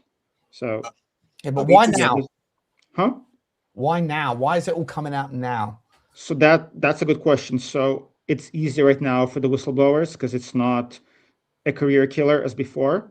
But it's on the other hand, Ruby, mate, come on now, they're doing. But there could be a psyop. No, there could definitely be a psyop. So that's what they do, right? They take 95% truth, they put in 5% of fiction, and then they discredit the whole story because they're saying, "Oh, look, it's false." So it's suspicious, but you never know. But something is definitely there. That Lake Baikal thing, I'll look into it on the whiteboard, but that could be mermen. Have you looked at, a show of hands, how many people believe mermaids? I don't necessarily think that they're hot chicks with Ariel, like Ariel Disney mermaid. Yeah, I'm not sure it's Ariel stuff. It's but I wouldn't be surprised if there were creatures that were under the sea or whatever, in line with this notion of deep sea things. But, they get spotted a lot in California. In California, there's lots of videos on the internet of them in California, certain places, hotspots. Oh, there was a video, wasn't there, about one where they said some sort of electromagnetic pulse came out of the water, and it was aimed at this guy who was videoing them. I'll find it. So why don't any of them ever get pulled up by fishing trawlers, the nets and things? They do. There has been what do you mean they do? They don't. These days with AI, you never know. Hang on a second. Just quickly. Nikos, take this in the right spirit. But that last comment, guys, that's coming from the guy that 45 minutes ago said, "I'm very, very rarely wrong about anything." I'm saying, what do you mean mermaids often get picked up by fishing trawlers? Often. Wait, type it in to Google or to Twitter, and you'll find videos. But there's lots of AI stuff. But there has been videos that I've seen, plenty of them, probably more than 10, of tuna fishermen doing their big nets and stuff and catching something in their nets and stuff. There's ships that are sailing in the middle of nowhere in the middle of the night time, and there's things swimming next to them, swimming and crying and stuff like that. Like a woman? Like I'm not being wild saying it. This stuff I have seen it with my own eyes, but I don't know. You haven't seen it with your own eyes. You've seen videos. Well, yeah, I've seen the videos with my own eyes, so I'm not saying I'm making it up out of nowhere. I'm saying I've seen stuff that maybe asked the question. That's why I asked the question. Jason Paul picked up maybe they got a mermaid at the same catch. It's like, oh look, it's Jason Bourne. Oh, there's a mermaid. This has been a pretty weird day. Someone said in the chat there, Tyler, he said, "Is there any conspiracies that I don't think are bullshit?" And to be honest, there's lots of things I used to think that were bullshit or conspiracies, but they all seem to have sort of become true. So everything's true. Do you think Bigfoot's true? Yeah, I do. Yeah, I do think. Yeah, I think there's lots of credible evidence as well. Yeah, of something like that in the woods all over the world. It's been documented hundreds of thousands of times. It's the Wookiees. It's Chewbacca. Yeah, I think you'd be naive to think that everything isn't a conspiracy, but I don't know. I used to believe in mermaids for a week. There was a show on Discovery Channel about mermaids, and I saw it. I'm like, holy shit! My worldview was completely changed, and then I found out it was fake, and that's it. There's a map. There's a map, an old map from the 1500s called Map of Mundial, and it's like world map, and it's like explorer. I can't remember what his name is, but they've got all these creatures that inhabit certain parts of the map, and there's mermaids in all the seas. Where it says there be dragons and mermaids in another part. Yeah, that's good, that map. I like that. Map from 1500, so it's not a whole crazy thing to think or say that maybe they do exist. It's been documented. There's one bit where it says there be Arsenal fans, and there's a load of glass bottles next to them. Water bottles. Yeah, we're crying. So it's an actual half woman, an actual good-looking woman. No, I don't think this one actually. It's a bit of a disappointment that not that good looking. Wait, what is this? That's the one where it says about the mermaid is apparently, or merman, or whatever it is apparently. Is there a video of a mermaid here, or is it just people talking? And it's shooting an electrical charge at the person videoing it. I can't get that. Don't blame the messenger. It won't work with me. I'm trying to pause it in the exact spot. Where's the mermaid? This thing over here. It's easier in a video editor because I can go down to hundredths of a second. I think so. Come on, John. Anyway, you could see it. No, I can't. No, I can't. Well, give it a moment and play it. So, my theory, is this some type of self-defense mechanism that this thing has evolved? It would not be... Oh, come on. Let me get it this time. There we go. All right. I finally got it. There goes the electric charge right there. There goes the creature's head. And that is insane because here's what I'm thinking. Now, there are two of these creatures that is insane, that pop their heads up in different spots at different times in this video. I don't think that they're shocking each other. What I think... What the fuck are we doing here? Maybe in the water around them, like a shark came up or something. And this is a self-defense mechanism. The head's on the left. Shocking the black creature, especially underwater, is going to be a very good deterrent to get it to back off of you. I know sharks, they have very sensitive snouts and stuff. So, yeah, it would be an egg. And it could actually even use this to possibly hunt. Oh, sorry, I can't even. This isn't good enough. It's a 25-minute video. If all we're seeing is a little black spot and a little white spot, and he's making all these things, he's invoking all these things here. Johnny, you're better than that, mate. What are we doing, Teflon? Come on. I'm only sharing. Don't shoot a messenger. Maybe a little trick for your AI is that you can put all the mermaid videos together, that are under 1 minute long, and thrown together like a little wheel. You can go through them. I think that maybe that. Yeah, maybe. But then I'd have to then go through and watch because I don't even really watch all these videos. I literally just go and if I see something, I'll click like. So I'm watching a lot of these things for the first time as well. No, because if there were mermaids in California, I would have heard about it somehow. I would have been on the front line. Living in where do you live? California. There's they're on. I think it's San Francisco. Yeah. There's a particular point that people know, it's by an army base or something. It's there's a certain point go on. I've been there. They take. I didn't even say the name of it. I didn't know. I just haven't seen. There's a video where people go and it's like a a local spot, and there's lots of videos of people that go there and sit and wait, but most of them catch nothing. But sometimes they catch something. I'll try and find some of the videos. I've seen a few. All right, let's have another look at let's get the wheel going. Go on. I love my little Apple Maps has quietly removed the names of villages in southern Lebanon. I went to Bint Jebel to make a map, and I realized that it's no longer there. And it's across the entire south. Even the core is gone, but all the villages in Israel remain. Coincidentally, Dibin in Lebanon remains on the map because it's above the Litani River, while places like Qiyam are just not there anymore because it's south of the river. Israel's trying to occupy Lebanon south of the Litani River, and these are the places that Apple decided no longer should have names. Even though Crimea, which has been a part of Russia for over a decade, still says Ukraine. Even typing in the village names like Bint Jebel, it doesn't take you to the village, it takes you to a government office because there's no village named Bint Jebel anymore in Lebanon according to Apple Maps. It's only been a month of the invasion and they're already trying to set the stage to make you forget that southern Lebanon ever existed. Wild. That is fairly wild though. What's that noise? Who blames Eugene? Weirdly, I'm getting text messages come through on my laptop. Yeah, it's annoying. Don't normally. Can you ding it off? Yeah, that's wild. If they're removing the names, I don't know if that's. Why is it keep doing it? If that's true, that's wild. Of course, I haven't fact checked any of this stuff. I just playing the video. So he's got Johnny, mate. You've got to shut that up, bro. It don't normally do this. I don't know why it's doing it. Cut him off, Sean. Get him off. Get him out. Get him out. That guy's hair is wild as well. He's clearly going bald like I am, but he's growing his hair and like doing a bit. He's like early doors on the Donald Trump wispiness to try and cover up his thinning hairline. Sorry, bro. God, you didn't tell us why those names have disappeared then, if that's true.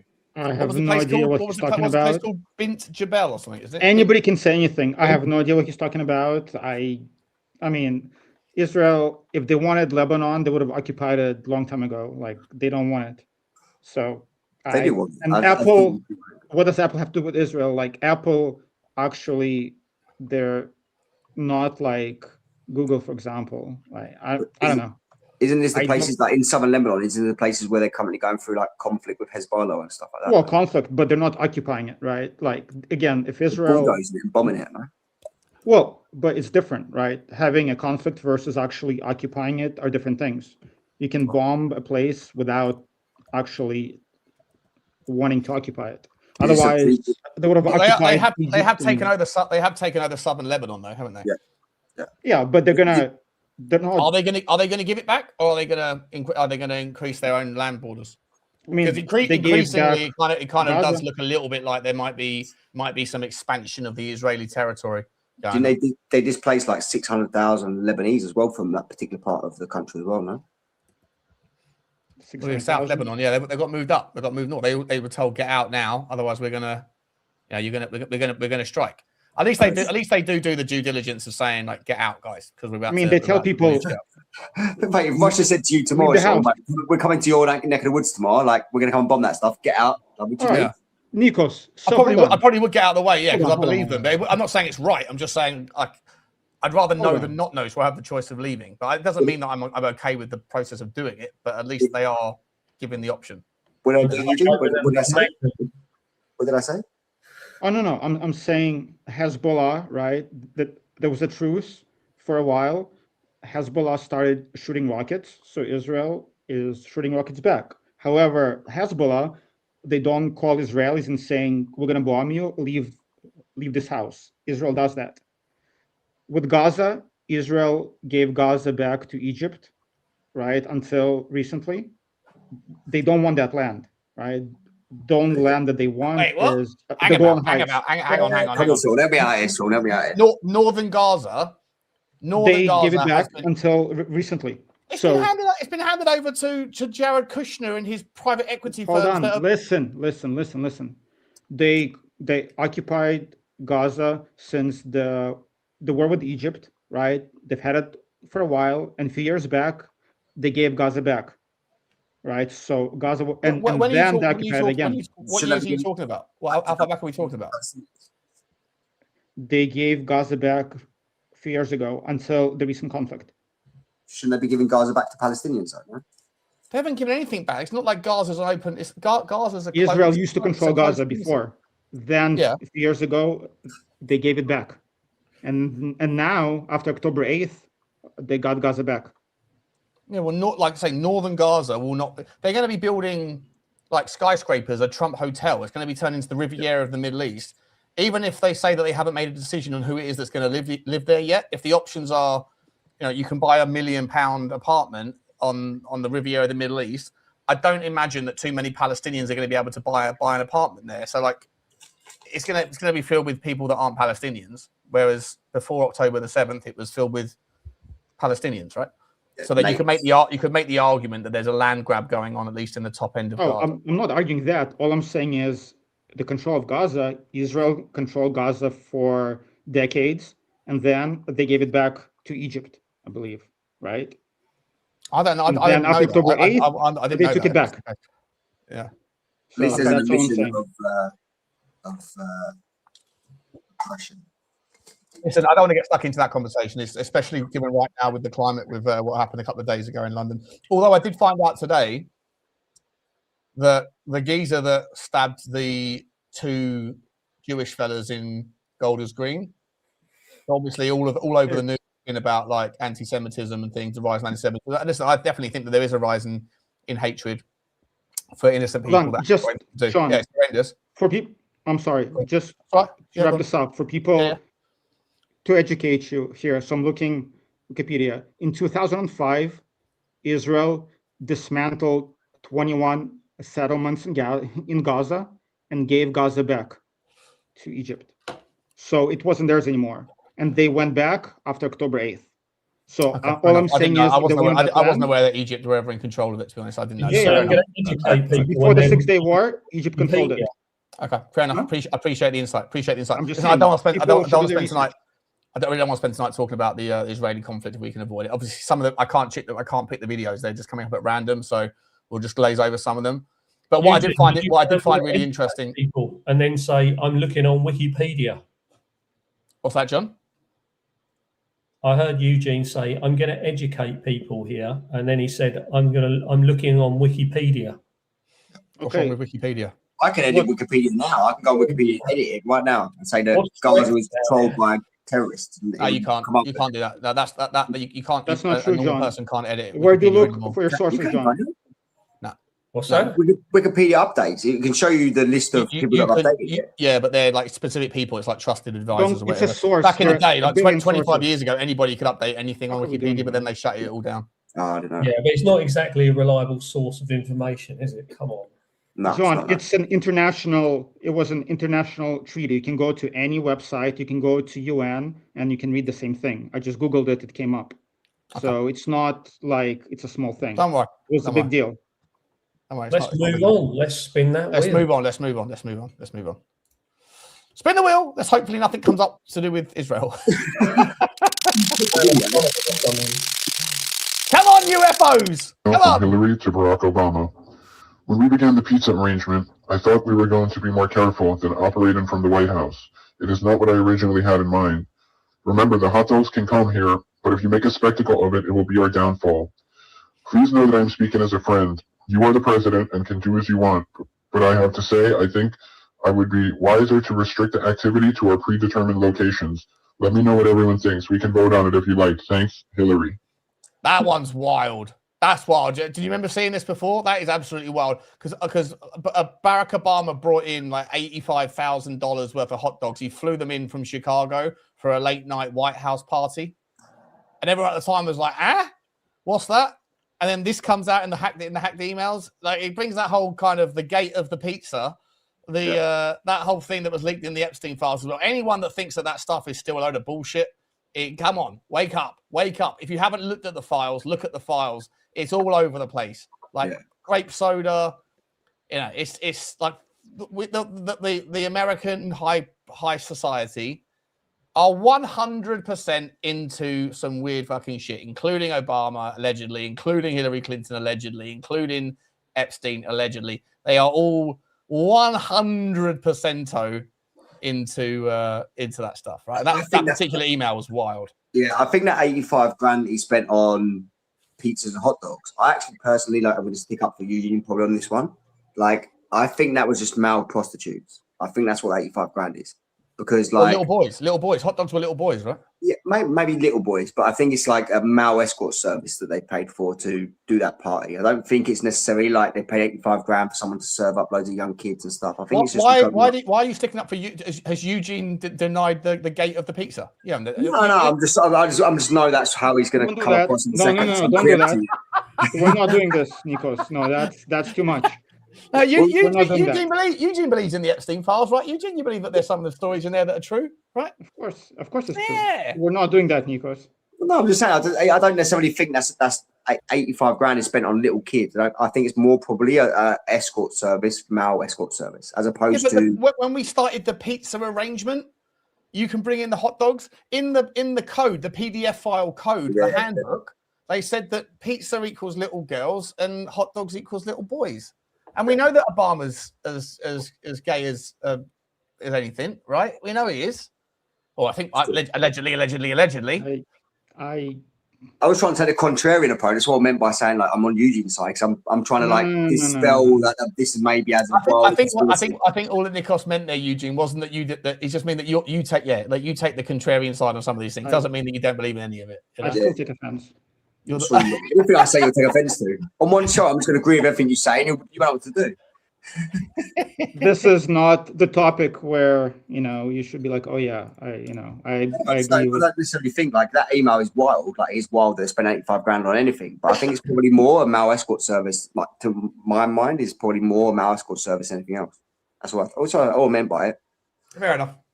That's a month's shopping, isn't it? These days in England. Yeah. Milk, bread, some cheese. Yeah, exactly. If it wasn't for the fact this was written in 2014 or whatever, you think, listen, I mean, it's not entirely unfeasible that enough hot dogs might rack up 85 grand, given the price of bread these days. That's what politicians get for living. Yeah, expensive hot dogs. Delegation is in the chat. Delegations here. Peter Sutherland said, who worked for the United Nations, he said this: "We must use migration to turn the English people into a minority in England. This will allow us to undermine the identity of the native English." There it is. You get enough people, the people that are there are going to lose their identity and import a new majority that will end the very idea of England. This is critical for globalism to take hold of England. Who said it? New World Order. And there's replacement migration paper from the United Nations. Yeah, we're fucked. Who said it? Let me play it again quickly. So I want to hear the. Peter Sutherland said. Peter Sullivan. Who the fuck is Peter Sullivan? It's going on the whiteboard. Peter Sullivan, United Is it an actor? Nations. Who is this guy? Not Peter O'Sullivan, is it? From Robin's Nest. Peter O'Sullivan, here we go, is the real spirit of the United Nations, the Big Five, Cambodia, Mary Robinson, yada. Hang on, let me go back. Oh, I don't know. Whatever. Basically, saying that the idea of bringing in all the migrants is all part of the plan to destroy Europe, to destroy the identity as well, to make with the dilute the white population. Probably what he's getting at. We know why is my local town in the chat? What are we doing here? Woking. Oh, big up to Adam Score Drawlocks in the gap. Big up to you, Adam. How was your trip? How was your holiday, mate? Good to see you. Are you back? That was my grinder alerts pinging off with matches. Phil said it was Tinder, and Adam went one more. Your profile said Teflon John. Nothing sticks to Teflon John, and I'm down Turkey Cock Lane, and someone's gone, I might go and see John, get a turkey, get some cock, and nothing sticks to him. Lovely jubbly. Ding, ding, ding, ding, ding, ding. And they went long fingers as well, so double bonus. Wait, I think we're going to need to invite Destiny on one of these shows, mate. He's in the chat again, digging out Eugene. Destiny never shows up. Destiny, he never shows up. I feel a little bit of sexual tension between you two. No. He used to be cool, but now he is. I don't know what happened. Does Destiny mod the Spurs 5 and Spurs talk shows? He's been demodded by, I guess, Stell. I guess. Yeah. He's a moderator on the Spurs 5. He's a moderator. He was on the Spurs 5. He's a moderator on Spurs Talk Show. My boy. He's a good mod as well. Yeah. I think you're also a moderator on Football Inc, aren't you, Destiny? But yeah, I think you've been demodded, mate. I think you've been demodded. I don't know what you've done. Demod him from here too. I'm not going to demod him. He's never done anything to warrant demodding in my eyes. But I know he had a row with Danny Kiriakou one day, and then I think there was problems after that. Eugene, you mod, don't you? Yeah, we've got his track. I do. Like, if that's a copyright, you get copyright. Yeah. It's not. Careful. No, Careful. it's other people put it on there. It's anyone. It's not the actual artist. Yeah, but You've got to play it for 30 seconds anyway. You don't. I promise you don't anymore. They pick you up. Do you know if you even? I was listening to Joe Rogan. If you even on his level, if you even like just sing a song, if you were to sing like "You know I can't smile without you," Tottenham, you might get demonetized because they think it's Barry Manilow. Yeah, but it might be. We find it tough enough to get monetized on the show as it is. Yeah, exactly. Yeah, we ain't getting monetized. Not really a problem. Yeah, it's not happening. We're not going to wherever it is, Antarctica. Arctic Circle. We're not even getting in London, are we? In this rate, me and Sean decided the other day we're changing it. We're going to Thailand. Yeah. We're going to what? We're going to Thailand instead. Gonna get Sean some is. Sean's going to Thailand via Newcastle. Probably one of the most bizarre things I've ever seen. The shooter from last night's name was Cole Allen, but there's a Twitter account from 2023.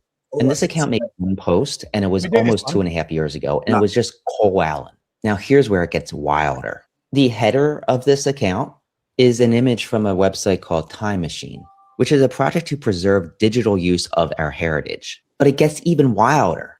If you superimpose the image of Butler over it, there's an outline of Trump. Butler? What are you the doing? presidential attempt in Butler. It's got like the iconic image of Trump having his hand up and stuff. Like if you superimpose that on what he's saying there, you basically get like an identical image. But this was posted in 2022, and the name of the shooter. They 100. Now I look at it like that with the flag drop down in the background, and they wave those people in, and they got him to take that picture from that angle. It's too iconic for it not to have been a setup. No one gets that sort of shit right. You've just been shot at. Your ears half, or it's not even half hanging up. Has he even got a mark in it? No. And like, what are we doing here? What are we doing? It could have been done by someone that was close. It could have just been a little, like one of those. Person died, Sean. So? I mean, so a person got killed. What, the person who was alleged to have shot? That could have been anybody. No, the person in the back, the father of 2 kids, some firefighter, he got killed by the second bullet. So that's true. That's true. It's a good point. Good point. It wasn't some random dude. It was like actually a guy. This is why Eugene's here. You know, a guy with a family. Takes us back. Voice of reason. The voice of reason. Yeah, 100%. I'm just saying. I'm just giving facts, and you guys can decide on your own. But anyway, the point of that is like that account has only got one post, and it's from 2022, and it's just the name of that shooter, which is quite wild, to be honest. Set up an account with just that one post and having that image, like obviously that image is something important, but they've deciphered it that it's a portrait. And I think that actual image, forget about the fact that it looks a little bit like Trump. The actual image is called Time Travel. The name of that painting or that artwork is called Time Travel. It's quite wild. It's wild. Yeah, I couldn't remember it the other day when I brought it up the other day. But what's the name of that account? Did he tell us the name of the account there? You can watch it again. It's a Twitter account. Might have to follow it. See if he posts something else. Oh, I've got something wrong with the app. It doesn't let me watch it again. Bastards. I'll find it. I'll find it again. Oh yeah, I think it might be worth trying to find that guy's Twitter account and follow it in case he posts something else. About the future. It'll get hacked and be used by someone else now. Big up to Daniel Field for the super sticker. Big up to you, mate. Choo choo to you. Is that the first? That's the first super sticker of the night. We've got to do. I still haven't got it. I haven't got my choo choo noise. Big up to you, Daniel. Thank you very much, mate. Yeah, Nikos, do you want to do it for me? I might set up a Twitter account in the name of Eugene and then like write some random name. And like if in the future, like something happens with like this name, like sell it for millions. Nothing's gonna happen. Nothing's gonna happen to Eugene. He's getting worried now. That's why big up to Adam Score Draw Lot with the member for 5 months. Big up to you, Adam. He says, big up everyone. Hope everyone is well. I hope you're okay, Adam, mate. I know you were messaging me, mate. I don't know if you're back yet though. Let me know if you're back or if you're still on holiday, mate. I hope you're enjoying yourself, and don't worry about the shit that's happening at home, mate. We'll all get sorted out, buddy. It will all get sorted out. Usually, is that why you're wearing your necklace tonight, just to make sure that if anyone's dialing in and keeping an eye? I always do. It's just outside. Very good. Keeping himself safe. What's the necklace? I didn't see it. Sorry. Star of David. Oh. Or the Star of Refam. Yeah. Just saying. Just saying.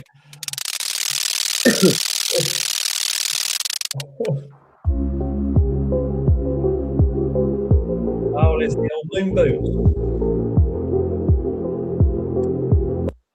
I mean, short but sweet. What are we doing here? Yeah, if you go to the museum where the astronauts' outfits are from the original Apollo missions, the shoes don't match. Oh, there you go.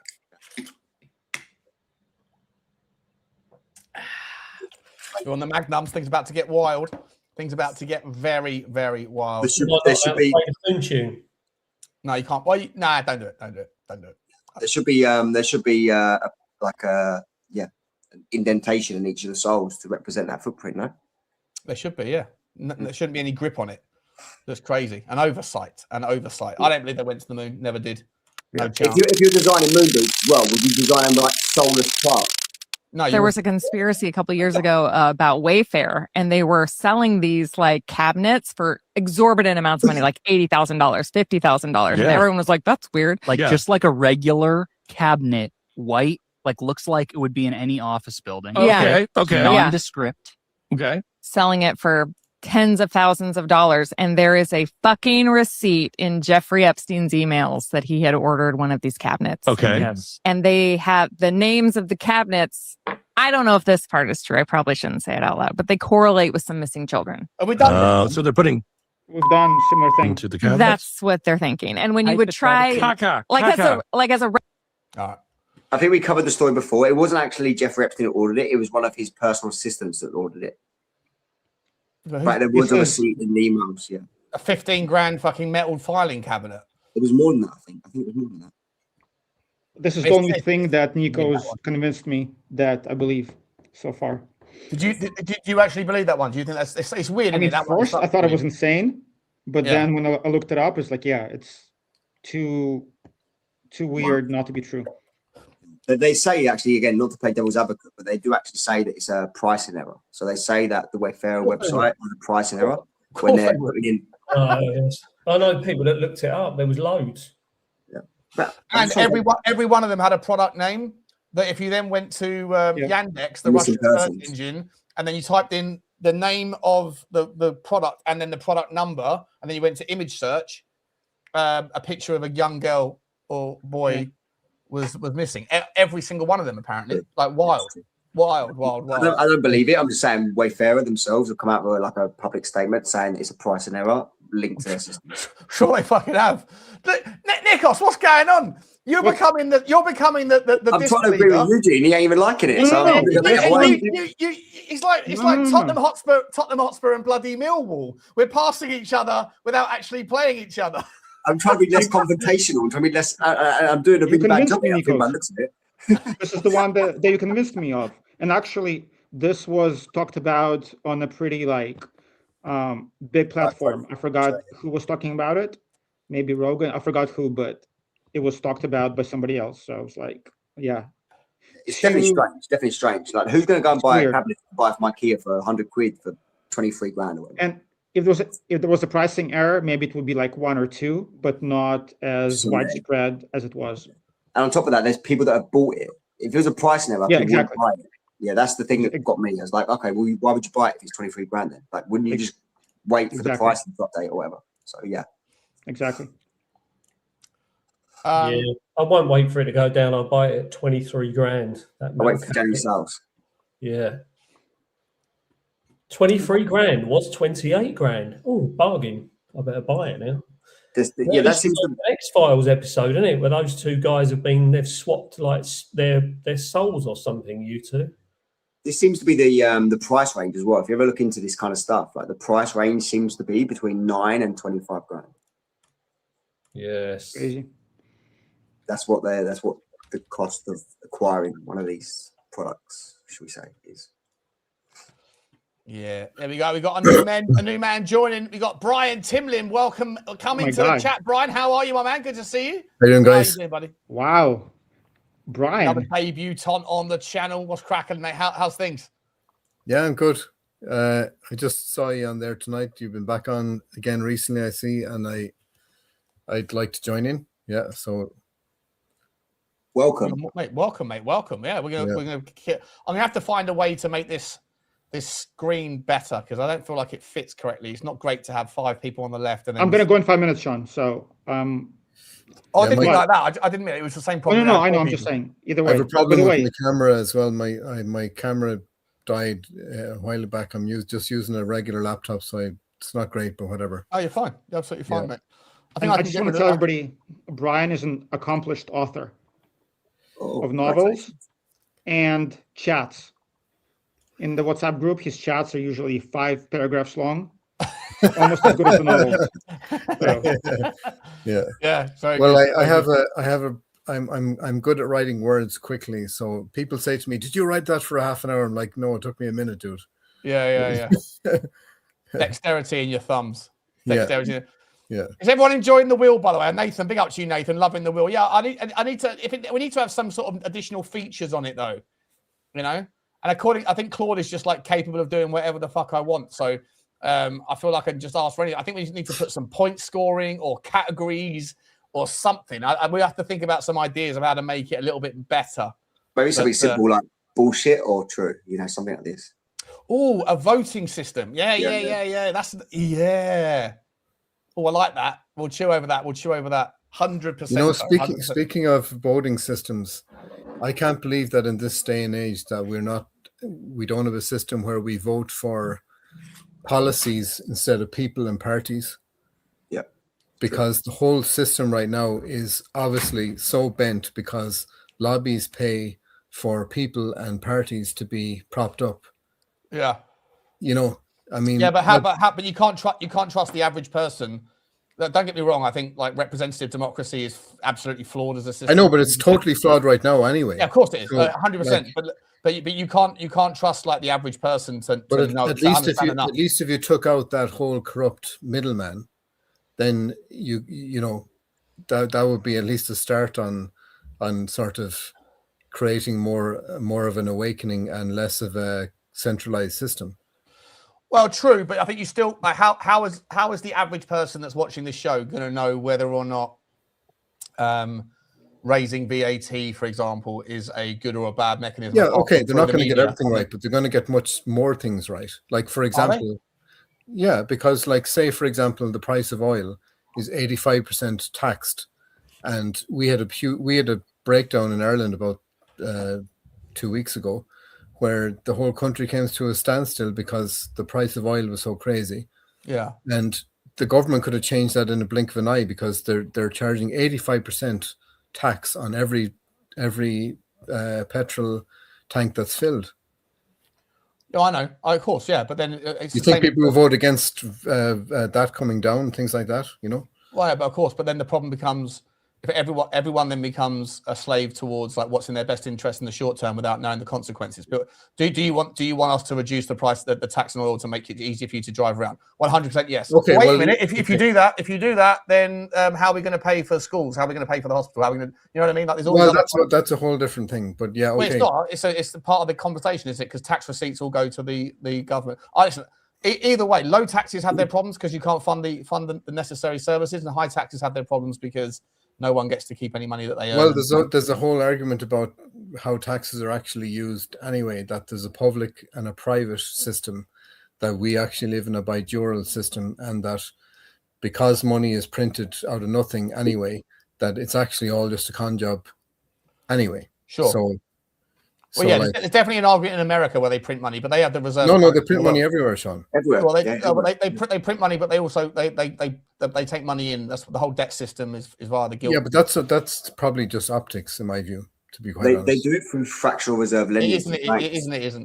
It's very complex, but I understand the point you're making. But like there's literally when governments need money, they literally go to the guild desk and they do print the the receipts, but it's other people's money, sort of finance and lenders that do actually give that money from their own pockets and then charge interest on it. So this notion of like just wipe out the debt, just write down the debt. That's what people say, right? People that say that don't understand how it works. No, but if you boil it all down, everybody in the world would be a millionaire 20 times over if all the resources were equally distributed. And I'm not saying I'm not into equal distribution, but I'm just saying that equal opportunity, say, right? Then let's say everybody starts. If everybody was a millionaire 20 times over, the price of everything would be up to. There wouldn't be millionaires. You have to have people that are poor, and you have to have people that are wealthy. That's the way. No, but I'm saying that in terms of the resources of the planet, the way it's distributed right now, there's millions and like trillions of gold that are hoarded by the 12 families, etc. Right? Of course. But that's why the value of gold is up, because it's same thing with diamonds. If all the diamonds were released, their value would drop. I'm not saying one particular asset. I'm trying to say the hoarding of distribution of wealth. Right. Yeah, but if everybody was wealthy, no one would be wealthy. That's not what I was getting at. I'm just saying that there's a whole imbalance in the system because you have 12 families like all through history. You've had czars and you've had the peasants, and that's carried on. And then you have a system where they have a fake democracy. It's not real democracy. We're voting for the same parties every time, really. I agree. And they have the money they're printing money out of nothing from the Fed and from the central bank. And the Fed and the central bank are privately owned. People don't know that as well. They're owned by private individuals, the Rothschilds, all those Rockefeller, etc. Mm-hmm. So if we're talking about tax, I mean, that's a whole rabbit hole in itself. Well, we can do dedicated shows in the future. Brian, if you're going to jump into the group, like we'll do dedicated shows. I'm very familiar with the taxing.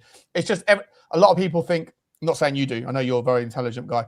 A lot of people think that the problems that exist within the style of society in which we conduct our own lives, that there's simple solutions to make everybody have a better life, and there probably are ways. There's definitely ways where the system could be fairer. But I think that's layer one. That's layer one. You have to have haves and you have to have have-nots for this system to work. Communism doesn't work as a concept. Socialism doesn't work in reality, and capitalism is inherently flawed with corruption at the top. But if you were to remove all of the kind of lifelong politicians, like there's an argument to say, you have to have term limits, right? Because you just have people that have been there their whole life and they have become 100% they do, 100% they do.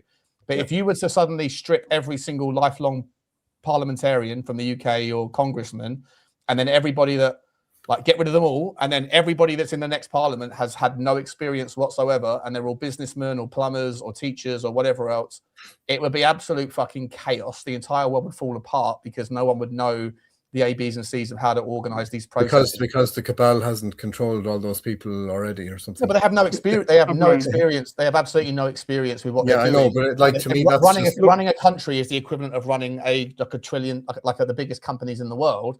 And if any old fucking Joe Schmo from the street suddenly was a vice president of Apple, that department of Apple would fall on its knees immediately. So as much as corruption exists and these people are horrible, they at least do provide some level of experience and some level of balance to keep it at least the appearance of some sort of level of calm. Yeah, well, there is a system, even though it's completely messed up, but there is a system that's maintaining a homeostasis, if you like. But Brian, look at the Soviet Union, right?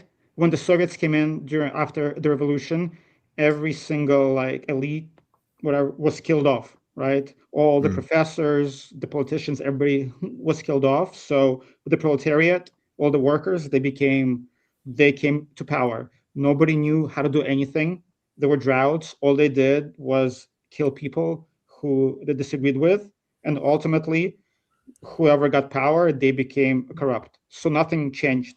The only thing that changed is killing of people who actually knew what the fuck they were doing. Well, it's layers upon layers, isn't it? And then ultimately, the top layer is still the Venetian families until that changes. It doesn't matter where you go in any walk in life. Yeah. Like people, like feminists that say, "Oh, the reason why the problems exist in the world is because of the patriarchy."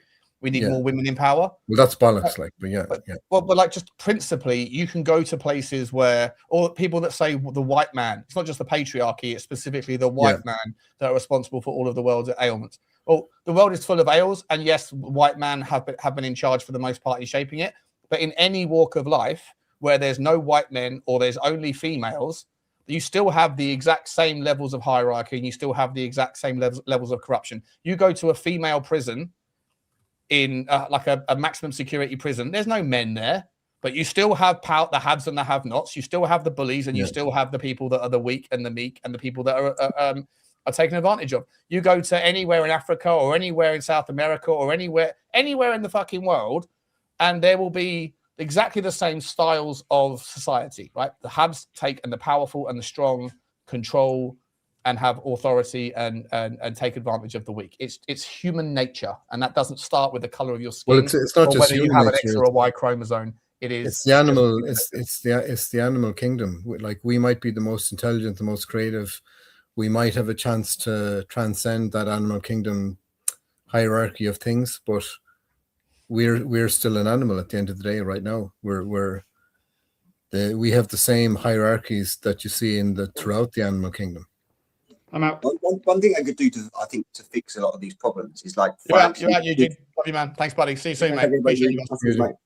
I think one thing they could do to financially disincentivize like a lot of these problems is like get rid of things like MPs' expenses. Like anywhere in the Western world, like there's a massive expense program that's attached to the jobs that these people do in Parliament and in Congress and Senate, and also stop them from investing. So when you're in these particular positions of power, if you was restricted from doing any type of like insider trading, potentially like Nancy Pelosi or anything like this, I think you might find a lot more balanced view on a lot of the problems that the people relate to. But unfortunately, people get incentivized financially from being in these positions of power. Yeah, incentives is a big part of it, Nico. If we're going to create an intelligent system that benefits everybody, the incentives thing is a big factor that has to be done correctly. You're never going to create a system that benefits everybody. It's just like opportunity for everybody. Like, to me, it's too elitist at the moment. Separated. Keep dreaming, I reckon, on that stuff. I think the system is the system. Unfortunately, you've got to try and just make your most of it within the levels of which you're afforded. I don't think we're going to change anything. Let's do. Go on. I was going to say the last thing. I think in America they're allowed to still continue to stock trade. So if you're in Congress or Senate where you're reviewing very sensitive information that the public doesn't have access to, you're still allowed to trade on that information. Yeah, there's not restricted. Even though people were following Nancy Pelosi's trades. Yeah. She's getting out though. She's retiring at the end of this Congress. So. She's nearly dead anyway. So she's probably ready to go and sit on an island somewhere that she's bought. But if you found a way to restrict them from actually making money out of being in positions of power, such as they won't though, because in order for that to happen, the people that are actually benefiting need to vote for something which they're not going to benefit from, which they're never going to do, are they? Turkey's down the line, again, the thought behind it is like somewhere down the line, in 10 years' time, you'll have this recycled power structure of people that are not now incentivized financially to make decisions. They'll be in the same boat as everybody else. I'm what I call myself an apocalyptimist. I feel that the whole world as we're seeing it is coming to complete chaos and a complete end of the current civilization. And I think there's going to be a whole new, and you can see it in very. You won't be a part of that, well, mate. For there to change, for there to be a reset, most of us aren't going to want to live through it, or you're either not going to live through it, or you don't want to be a part of that. And it's going to be horrible first. The next generation, the civilizations later might benefit from a reset. We might have a better crack, but we're not going to change anything. Well, I hope it's going to happen quickly, but I don't know. Yeah. Let's spin the wheel to see what we're doing. Shall we? Let's have another video.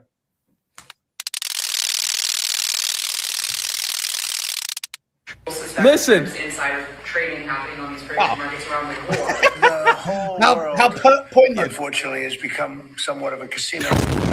It is what it is. No, I think. Bro said insider trading. It is what it is. Listen. What they're doing, they're thinking about replacing it. Apparently, it's a proposal. Let Marco make his poly. JD said, "Let Marco make his poly market bet first." What the fuck? Oh my god, dude. That's the poly market thing is fucking insane. The amount of market manipulation that's going It's probably on. because, I'll tell you why, the poly market is important is because a lot of people that actually put their bets on poly market, they do it in different currency, which is not a registered wallet to a particular person's name. So, for example, if you're like Nancy Pelosi, you can give your son like 10 million in Bitcoin or whatever, and he can play poly market based on information where it doesn't track back directly to her. So poly market is a way around the current restrictions that they have. What are the currencies that you can trade on poly market? I think Bitcoin's the number one traded one on there. Is it really? Yeah, I think it is. Poly I market. think USDT is number 2. Should I sign up? Let me sign up. Oh, it's all crypto. Okay. Yeah, it's all crypto. Exactly. That's what people don't realize. It's not like people are paying with their credit cards or banks. Banks don't let you send money there. You're not allowed to like. There's not a credit card option on there, I don't think. So, these are people with untraceable. I think I might have $1,000 worth of Ethereum or something in my MetaMask account. I might maybe for another show we'll start placing some bets, some fuck around funny bets. Yeah, MetaMask is Will the Green Party win a mayorship in the 2026 United Kingdom? Is this on the screen, by the way? Yeah, it is. Yeah. Okay. Winner 2026 United Kingdom local elections party winner. 97% Reform, 1% Labour. I don't know, I feel like Reform might end up fucking themselves up by not picking. I don't know how many people are gonna, how many local elections Restore are looking to try to occupy, but Reform and Restore might cannibalize each other's vote and then let the Green Party in. There's on that subject of poly market there's a guy who's got an account. He's had an account for 550 days. And all he does is he places his whole balance every single time on odds that are 99.8% upwards. So anything that's a pretty much set determined outcome, he places his whole balance on it. And every day he makes a little bit. And he's doing it for nearly 2 years. Now this guy has got like he's got the most win percentages of anybody else on poly market, and it's all done with Bitcoin. But he's got a structure where he basically just bets on determined outcomes that haven't been settled. So 99.8%. If you've got like a big amount of money, like you can turn it into a lot quick. Yeah, I'm definitely going to set this up for the next stream. We're gonna play around with some funny money. Where's John gone? Teflon John left, did he? We lost John. We lost Eugene left. I know Eugene left. Johnny boy, if you left by mistake, we love you. If you didn't, we love you anyway. But thank you for coming on, mate. Come back. We'll have to do. I'm gonna see if I've got any money in a MetaMask account and start fucking around with this next time. I take it out of MetaMask, Shawnee. MetaMask is very dodgy. Like you can get hacked there easy. I know. Yeah. Listen, it's not a. I don't know how much is in there. If you have you got the Nano Ledger? Yeah, I've got all that stuff here. Yeah. I'd move it on to that. Like if you have it. No, I had a problem with a Nano Ledger actually. They had a problem where it was like the battery wouldn't charge, so I had a right drama getting money back out of it. Yeah, but you can get if you have the seed phrases, you can get another Nano Ledger and put the seed phrases onto that. Yeah, right. Exactly. The problem is you have to keep buying Nano Ledgers. If every time keep breaking, I didn't touch it for like 2 years. I put it into to the computer to like charge it up and access the like web program. And it was like, sorry, you can't do nothing. It won't charge. But it's showing you like a message on the screen. Won't charge. I like Ledger. I like Ledger. What hard wallet do you use then? I used Trezor for a long time. Okay. But, I now have hot wallets. I predominantly have hot wallets because I move a lot of my crypto like in one go. So if I've got like 95% exposure into crypto, when the market drops, I will zero it down to like zero in like a minute. So this is what I said the other day about. I think when you were saying it's very difficult to move your full allocation in one go because in stocks you can't do that, but in crypto you can decide. I wake up one day and go, right, I'm moving 99.9% out straight away, put it into USDC, USDT, and then when the market does this little bounce back up, you move it back in. So you can like move very quickly. But I use hot wallets now, so I can be a bit more proactive. There's a decentralized bank now called Wi-Fi. Have you seen that, Nico? No. It's they brought in an act Trump brought it in America where you can have a decentralized bank, and it's come into the EU acts now as well, where it's going ahead. It's created by the guy who created Tether, Reese, Jack Reese, or Reese anyway, Greg Reese maybe, and it's basically a bank where it's a private bank, and it's going out of Gibraltar at the moment, and it's an off ramp between crypto and normal fiat money. It has a credit card that works a debit card that works anywhere, and it does seem to be a big progression in terms of a lot of the things that we're seeing in terms of decentralization rather than centralized control. Have you guys heard about that thing called BitChat? I did a video on it today. It did absolutely terribly. I didn't put it on Sean Butler TV. It got about 40 views over the whole day. Absolutely shocking. But BitChat is this thing that Jack Dorsey created, which is essentially uses the same sort of idea. It uses Bluetooth mesh networks, and you can basically communicate with other people within the network as long as they are within Bluetooth frequency range, so like 30 meters, 50 meters, whatever. And it's used offline, off data. So you have your phone, and there's no connection to the internet necessary. And if there's like 100 people and they're all 20 meters apart, then you can essentially get to like 2 kilometers away. So it's really useful in places where there's like Iran or in Nepal, when there was the riots in Nepal, places. I think there's one in the Gambia at the moment because Gambia's at war. And basically China shut it down. China said you're not allowed to use that app on the App Store because it encourages social engineering and social mobilization, which is what they don't want. But it's unbelievable technology. And I was asking Grok, I was like, technically, could you, like, if you had like 1 million people across, or 10 million people across Europe that were all on the same BitChat network, then could you technically be able to send messages from, say, Paris to like Croatia or whatever, if there was enough people in between? And technically it would absolutely work. Technically, like you could connect the entire continent that could communicate without the need for the internet. Fascinating stuff. Absolutely fascinating. You know? What Brian was saying there, though, the problem is with these startup financial institutions is they're under collateralized. So if there is an event where the markets crash or there's a hack, they're not holding any like collateral. Whereas banks have to hold up to 10%. I think it's less than that now, but they used to have to hold 10% for any given moment. So any sort of new company that's related to Tether is probably highly under collateralized. Well, I think this one is like basically as collateralized and as powerful as a normal bank. Like they're going to have separate bank transfers and everything. Yeah, and I know Tether started diversifying into physical gold over the last couple of years, but for a long time, they was at 0%. Collateral. My understanding of Wi-Fi is that it's completely private. Like even revenue can't even look at the accounts and stuff.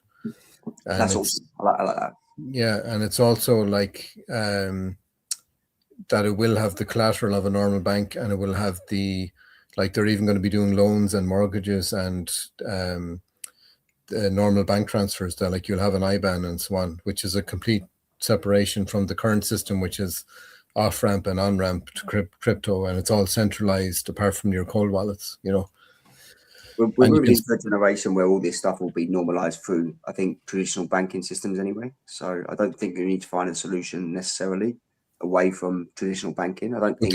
But the centralization is a big thing. Like if it's a centralized bank, it's under control of the central bank, and it's the revenue can go in and look at anything and all that kind of stuff. Yeah. Again, you're not going to get away from that, I don't think, unfortunately. I think we're looking at digital slave future here. I think we all kind of agree with that. So you're not going to be able to hold your money away from. Well, I think that a lot of things are going decentralized, which means that the power is coming back to the people. Well, like we might have a different view on where things are going, but. Well, they say that the selling point. Sorry to cut you there, Brian, but they say that Bitcoin is like the decentralized cryptocurrency token. I don't think it is anymore, to be honest. I think originally it was. Yeah, that's what I was going to say. Unfortunately, the US government actually have seized more than the biggest wallets actually ever held. So if you wanted to buy it on the selling point, the USP that it is a decentralized currency, it's not decentralized if governments can freeze it. Same as Tether. I mean, all of these crypto exchanges are basically centralized now anyway. There's a KYC in all of them. Exactly. And like, it's not, that whole system is basically centralized. But there are decentralized things coming, a new wave, in my view, behind that as well, Hopefully. Yeah. I do hope. Have you seen the size of these fucking spreads? Oh, yeah. You want to buy it at 70 cents, and then you want to sell it. You've got to wait for an 18% spread to be able to trade this bad boy intra-market. Obviously, you either can buy it and just wait for the outcome. But if you want to trade it, you got to make 18% difference before you can get out for now. What the actual fuck is that? That's ridiculous. There's a market. Absolutely ridiculous. There's a market for some arbitrage trading there somewhere. Yeah, maybe. Anyway, let's have another look at another video, shall we? Let's see where we're going with this.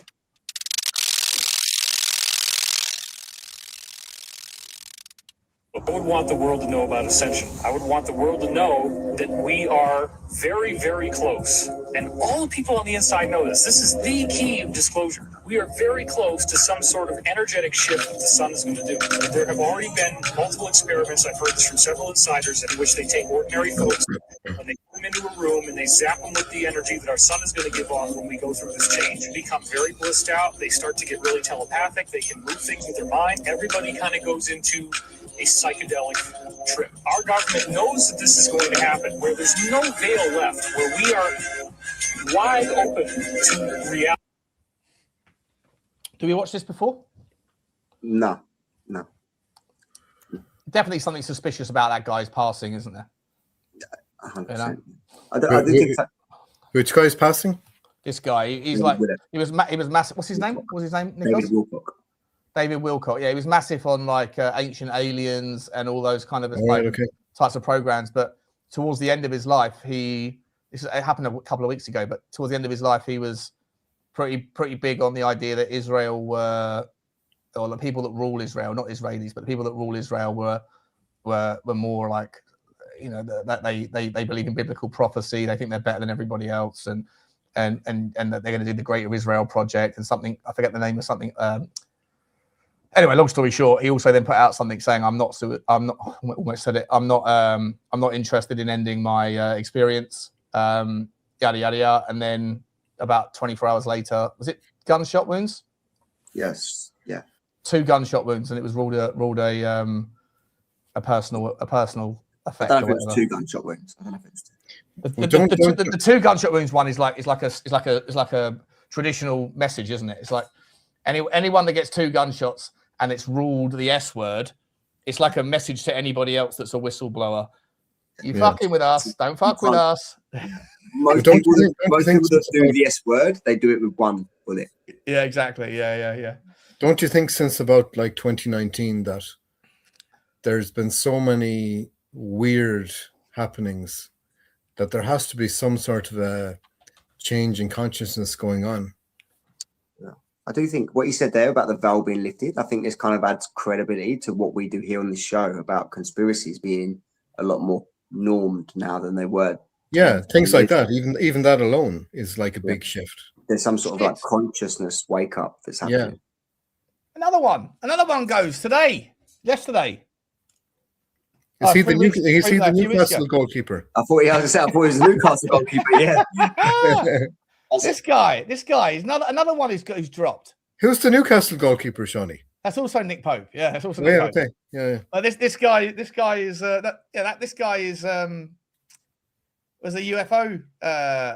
He used to work for the Ministry of Defense, didn't he? Okay. I don't know. I thought he was. I just thought he was the goalkeeper. No. Another guy that was all this stuff recently. Everyone amongst this disclosure thing. Yeah, big up to you, Uphill guy. I saw your message. That's why I pulled it up. That's mental. Another one. Crazy. All right, let's do another video.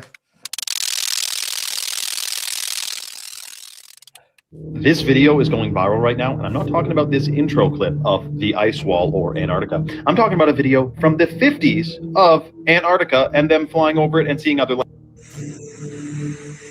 leans forward in amazement. His eyes have caught a sudden and unbelievable change in scenery. The universal white has turned to chocolate brown, dotted with blue. A cameraman goes into action. 300 square miles of land without snow.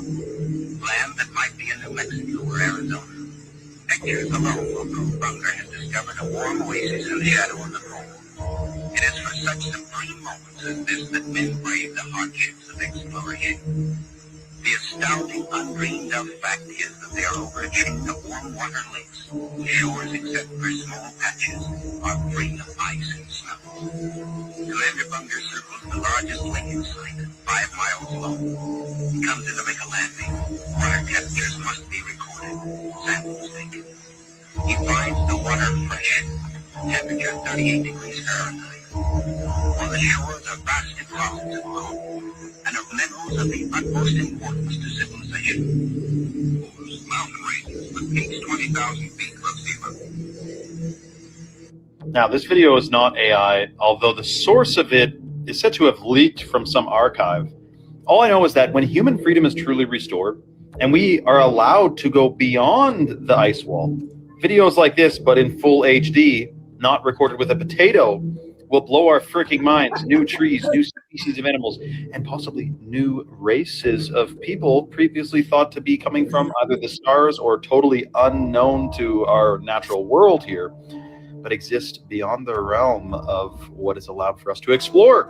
The Antarctic Treaty, man, you got to do a deep dive. Project, Fishbowl Project, there's another one where they've explored and found things, and it's all classified, but we've heard leakings of the truth of what they found there, and it's absolutely shocking. There's so much more to this realm that we live in than what we may think.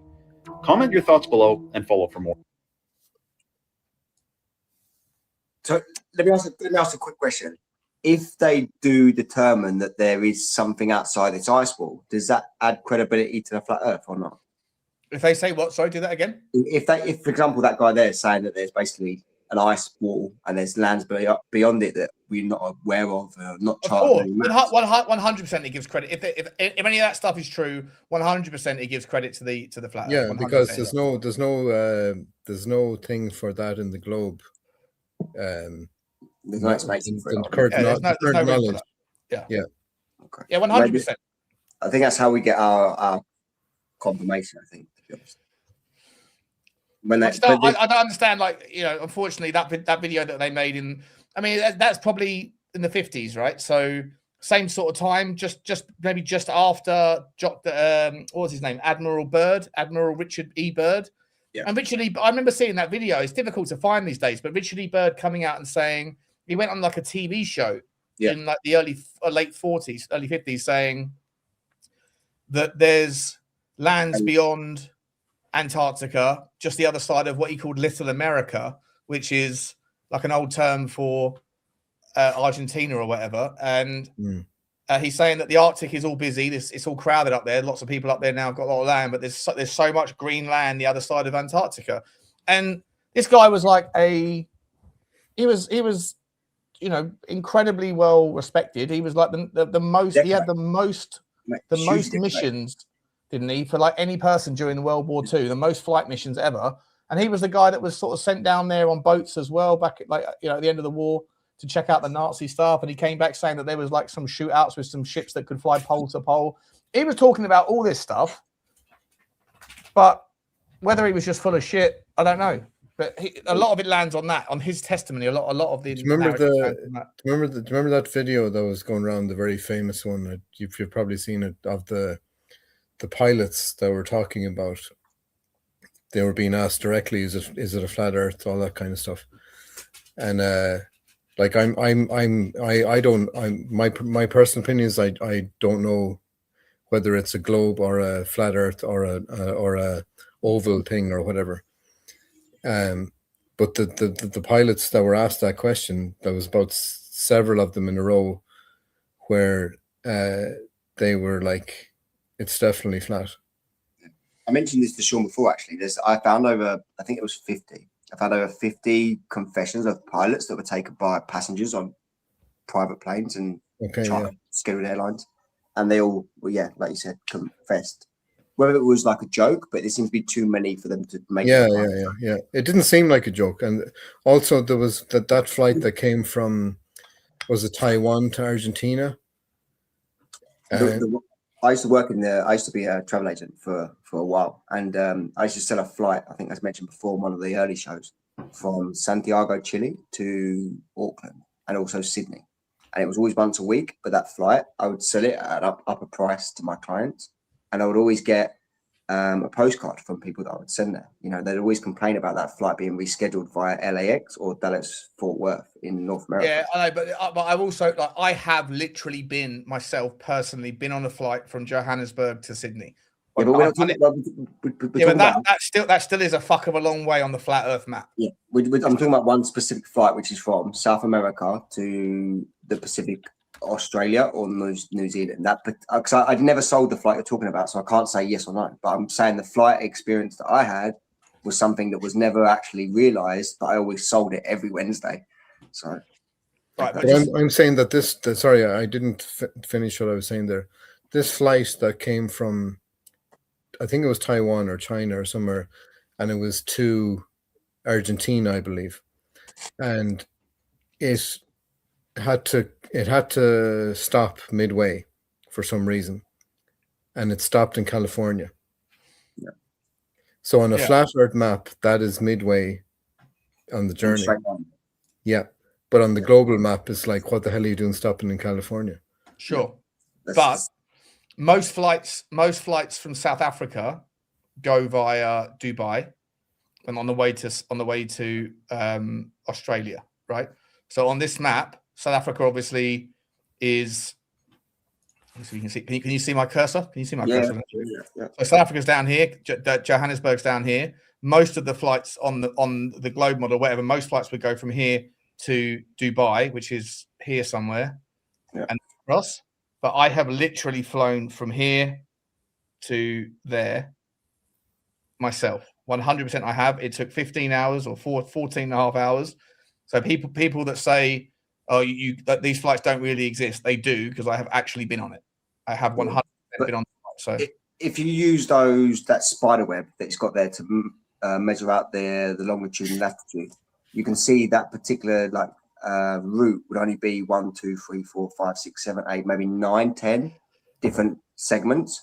But if you now measure from Sydney, Australia to Santiago, Chile, you can see 1, 2, 3, 4, 5, 6, 7, 8, 9, still 10.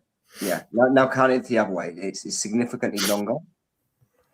7, 8, 9, 10, 11, 12, 13, 14, 15. Yeah. So it's 50% more than that one flight. So if you go that way round, it's the same. Well, either way, it's longer. So the point I'm making is, like, I don't know about the flight you're talking about, but I know that flight, which is from. It's not longer though. Look, from here to Johannesburg going this way is 1 block, 2 blocks, 3 blocks, 4 blocks, 5 blocks, 6 blocks, 7, 8, 9 blocks, and from here to there is 1 block, 2 block, 3 block, 4 block, 5 block, 6 block, 7 block, 8 block, 9 blocks. So it's the same. Yeah, but I have done that flight. So I'm just saying, like, people that say you can't fly that far on that's the reason why they stop off. It's not true. Yeah, but if you drew a straight line between those two places that I spoke about, Dallas Fort Worth or LAX were right in the middle, like Brian was saying. It's like a stopping point in a straight line, maybe 4 hours or 5 hours into the flight. Sure. So I don't know about your flight, but I'm just saying, like, from my experience working in the industry, there definitely was some discrepancy with certain flights that seemed longer on this particular map than what we're taught on the road. Yeah, well, I'm just saying that, like I say, listen, I'm not married to any particular model of the Earth. I'm just saying that people that use the flat Earth map as and use the flight argument and say you never catch anyone going on those flights, it's not true, because I actually have been on it myself. We're also assuming that picture you've got there on the screen is correct, which it may not be. I've seen mathematics that support both theories, so I don't know. I until I've seen more, I'm not gonna, like you say, Shawnee, I'm not gonna marry myself to one thing, you know. Yeah.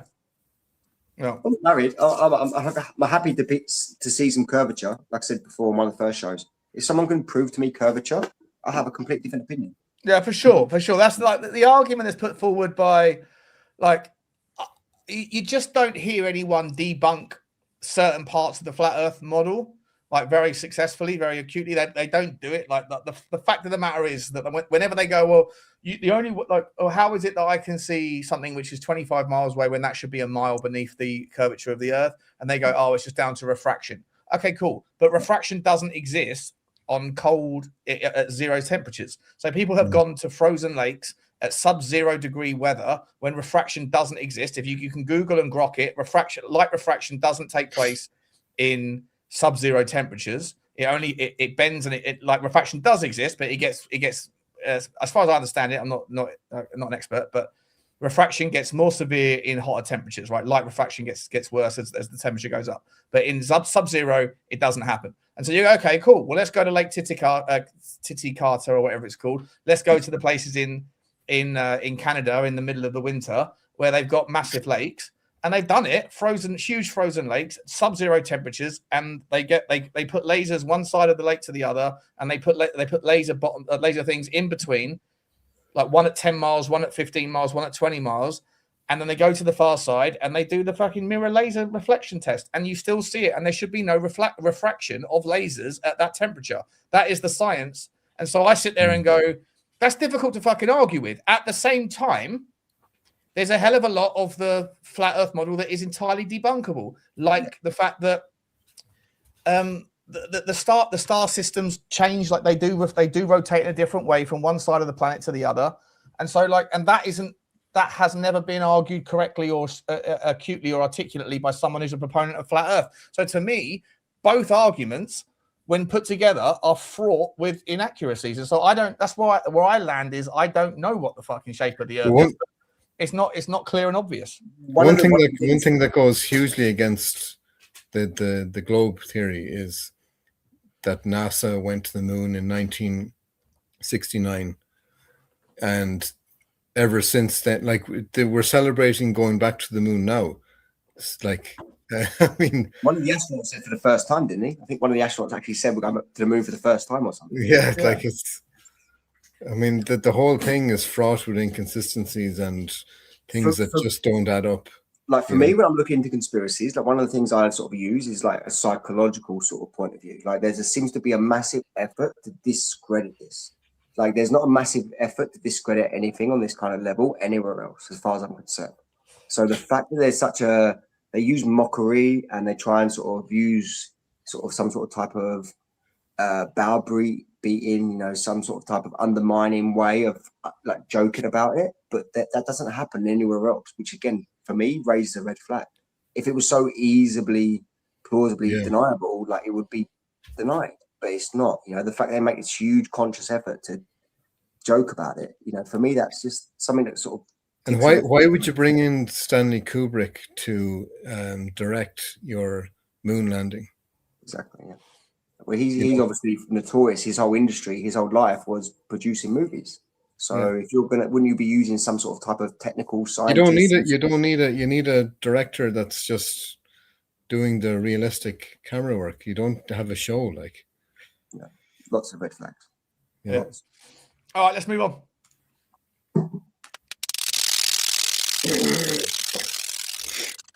This story out of the Telegraph in the UK, I could not believe it. UK schools have been advised that children's drawings could be considered blasphemous under Islamic law. Here we go. Guidance issued to teachers by Labour councils, of course, in Northern England, warn that images made by pupils in art lessons, in other words, drawings, may be seen as idolatrous under Sharia law. The advice, designed to help teachers adapt to religious sensitivities, also warns that music and dance lessons could be contrary to the teachings of Islam. A lot of things in Western civilization are contrary to the teachings of Islam, but I obviously miss the development where the UK is now under Sharia law. Like, and why would you need to have these sort of advisories? These schools aren't operating in a Muslim majority country. Well, I think you've answered your own question. Clearly, they could easily be, or may as well be. Well, I mean, the UK. I don't think we talk about how lost the UK is and whether it's too far gone to be fixed. Whether a Nigel Farage could come in with radical reforms and undo some of the damage that has taken decades to do, because that country seems to be in all sorts of strife, from the free speech issues to the living standards, to energy issues they have, to the cultural issues. Yeah, fuck that. Fuck that. Listen, you know, I don't cherry pick my my particular outrage. I'm more than happy to be outraged by anything and anyone. I'll be very clear to any, because I'm going through a process right now where I get a hell of a lot of people messaging me, calling me certain names, right? I don't care what you think about me. But just to be entirely fucking clear, right? I do not care what your race is, your color is, what God you worship, any of that shit. I don't care who you want to fuck. I don't care about any of those things. What I do care about is if you are someone that will attribute your loyalty towards an identity politic movement that you happen to share and will defend indefensible things that people who share the way that you think or the way that you look happen to participate in. Treat yourself as a moral hazard, a moral compass, and you should be able to call out things that are just wrong, regardless of who it is that's doing them. If you are part of the MAGA movement, one second, Brian, on the rant here. If you are part of the MAGA movement and you're going to defend Donald Trump because of his corruption, for example, or blowing up 170 young schoolgirls in Iran, you're a fucking problem. He doesn't care about you. Stop attaching yourself. Stop dying on the hill of some political movement. If you are gay and you are going to defend the idea that some bloke who's dressed as a woman can go into a child's or into a women's change room and look at children getting undressed because you're fearful of upsetting people that belong to the alphabet spaghetti people, you're a fucking problem. If you're a white man and you're defending crimes that white men have committed because you are white, you're a fucking problem. If you're Jewish and you're defending crimes of Israel and Netanyahu because you're fearful because that's how you feel and you attach yourself to that, that's problematic. If you're part of the Muslim crew and you're defending Pakistani grape gangs because of fear or loyalty towards your faith, you're a fucking problem. If you are anybody that sits there and defends indefensible things because of loyalty to some identity politic, you are a fucking problem. That's it. I don't care about any other shit. Be a cool person and call out the bullshit in which you see in front of you and distance yourself from that identity bullshit because it makes you a fucking problem. That's how I feel. Exactly. If you're into any group identity politics, by that very nature, you're focusing on things that are outside your control that you probably don't even understand or even know about. It's just a complete and utter oxymoron. It's a complete and utter devaluation of your own self and your own individuality because you've such low self-esteem or whatever, or you've not thought about things properly and you've just attached yourself to something that's harmful. That's it's madness, though. Like, it's an ideology. Never sit there, Brian, as a British guy, right? As an English guy, and sit there and say, "Oh, I'm going to defend the crimes of the empire, right? Because I'm English." No, we're responsible for a fuck ton of the world's problems. We are.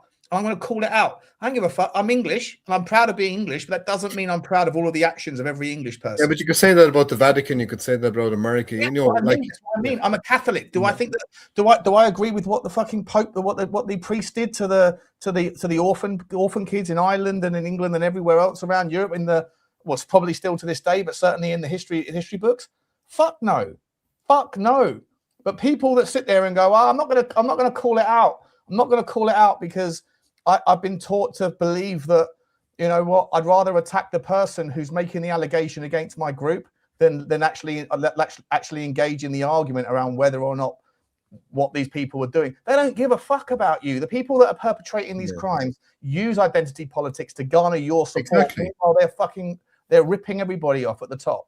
Take that fucking veil from their eyes and see that these donuts are causing horrendous fucking problems in the world. And it doesn't matter if you happen to share the same faith, race, religion, or sexuality or anything else as them. Call it out.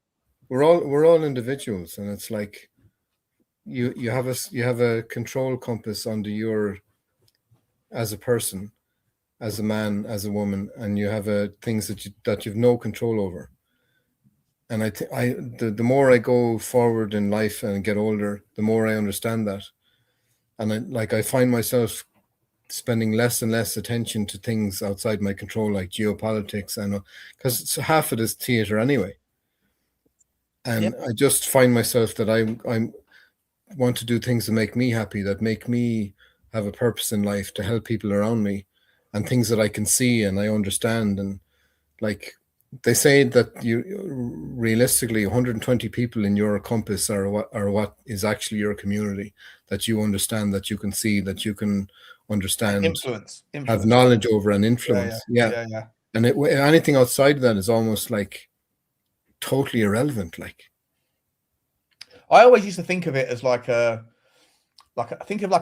you think of the world of like a lake, right, and pebbles falling into a lake.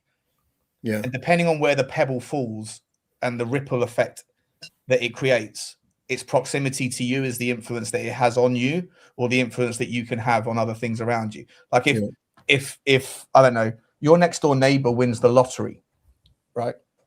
That's going to change their life dramatically. It's not going to change my life dramatically because I don't know who that person is, but it's going to change your life as the next door neighbor to that guy more than it's going to change my life, because you're going to see that guy. The influence is going to either make you jealous, or he might share it with you, or he's going to be positive or negative on you. Positive or negative, right? But that pebble, the proximity of that pebble to where you are, that beacon of you in that lake, in that global lake, it's dropping right next to you, so that the size of the ripple effect is bigger on you than it is elsewhere, right? And then you have other things like these massive boulders that affect everybody. Like COVID isn't a pebble. COVID was a fucking giant rock that fell in and just sent a fucking tidal wave through everybody. Yeah. And then you have these other things in the lake, like poles where things can bounce off of, which essentially are like social media, whereby the effects of someone that wouldn't otherwise be able to influence you 50 years ago because they're in America or they're in Australia, and the things that they do or the things that they say you'd never know about, so it's irrelevant. But because of social media, they act as like antennas that amplify those waves and send them back across. But like I just think that, like you say, mate, you've got to control the controllables, and also just have the serenity prayer to understand that there's things that are going to go on that are going to affect you, but that you ultimately have no control over. So try not to let them upset you too much. Like anything that's outside your control, to me, I'm giving it more to God now, more and more as I get older. Yeah. I'm just like, that's outside my control. That's up to the universe, to God, whatever is greater consciousness between all of us, Yeah, no, 100%, mate, 100%. And there's definitely a short in there somewhere. Yeah, maybe. Yeah, we'll find it. We'll figure it out. There's definitely a short in there somewhere. There's definitely some knowledge dropped there, for sure. Yeah. Destiny, big up to you, Destiny, with a super chat. Thank you very much, guys. You know, guys, this I said it a few times. Yeah, no one ever has to do it, but this channel will never make any cash from the adverts and things. So the super chats are always super well appreciated, and we might not get to Antarctica, but what I will do is buy all of the regulars a hat with the rabbit hole flat cap on it as a way to get us going, to say thank you. Little team collab. Big up to you, Destiny. Thank you so much. And this one here from Daniel Field, mate, so generous, buddy. So generous, Daniel. Thank you so much, mate. We're putting that into the super hat, not the super chat. The super chat goes to the super hat fund. Thank you very much, Daniel. Really, really cool of you, man. So generous. Really appreciate you, buddy. Really appreciate you. Are you not a moderator on here, mate? What are we doing here? Hey, let me change that right now. I should probably make all of you guys moderators, really, because you're all in here all the time. What am I doing here?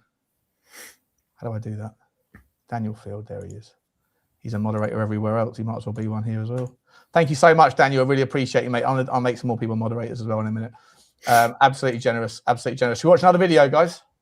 Do it. Yeah. We watched 22 videos so far.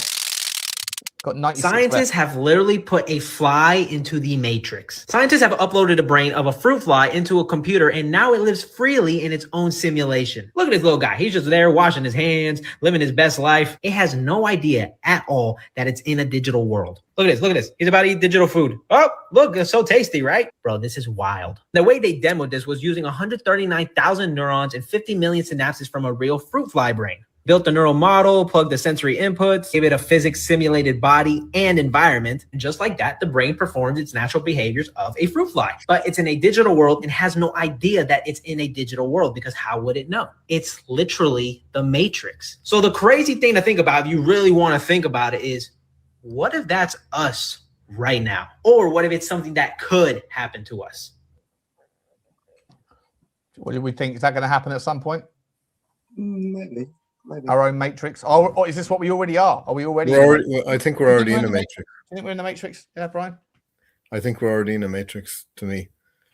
So what is God then? Is God the you're a man of faith? Both of you are. I'm trying to get there. Is God just the creator of the computer? Is he like an alien somewhere in his mother's basement? I don't have the normal view of God, if you like, because I would see God as life itself, as God is everywhere and is everything. The more of a Buddhist view, if you like, of God. Okay. So that can synchronize with the whole matrix. We're in a simulation thing as well. You know, like the very old intuitives, they said that we were experiencing life through reincarnation to experience different movies, because that the God got bored just being happy and peaceful and everything, and decided to fractionate himself into all these different souls to experience different movies and to learn to come back to God. And it's just a cycle. Yeah, I mean that's so you believe in the soul harvesting thing? Because I believe in reincarnation. I think, yeah.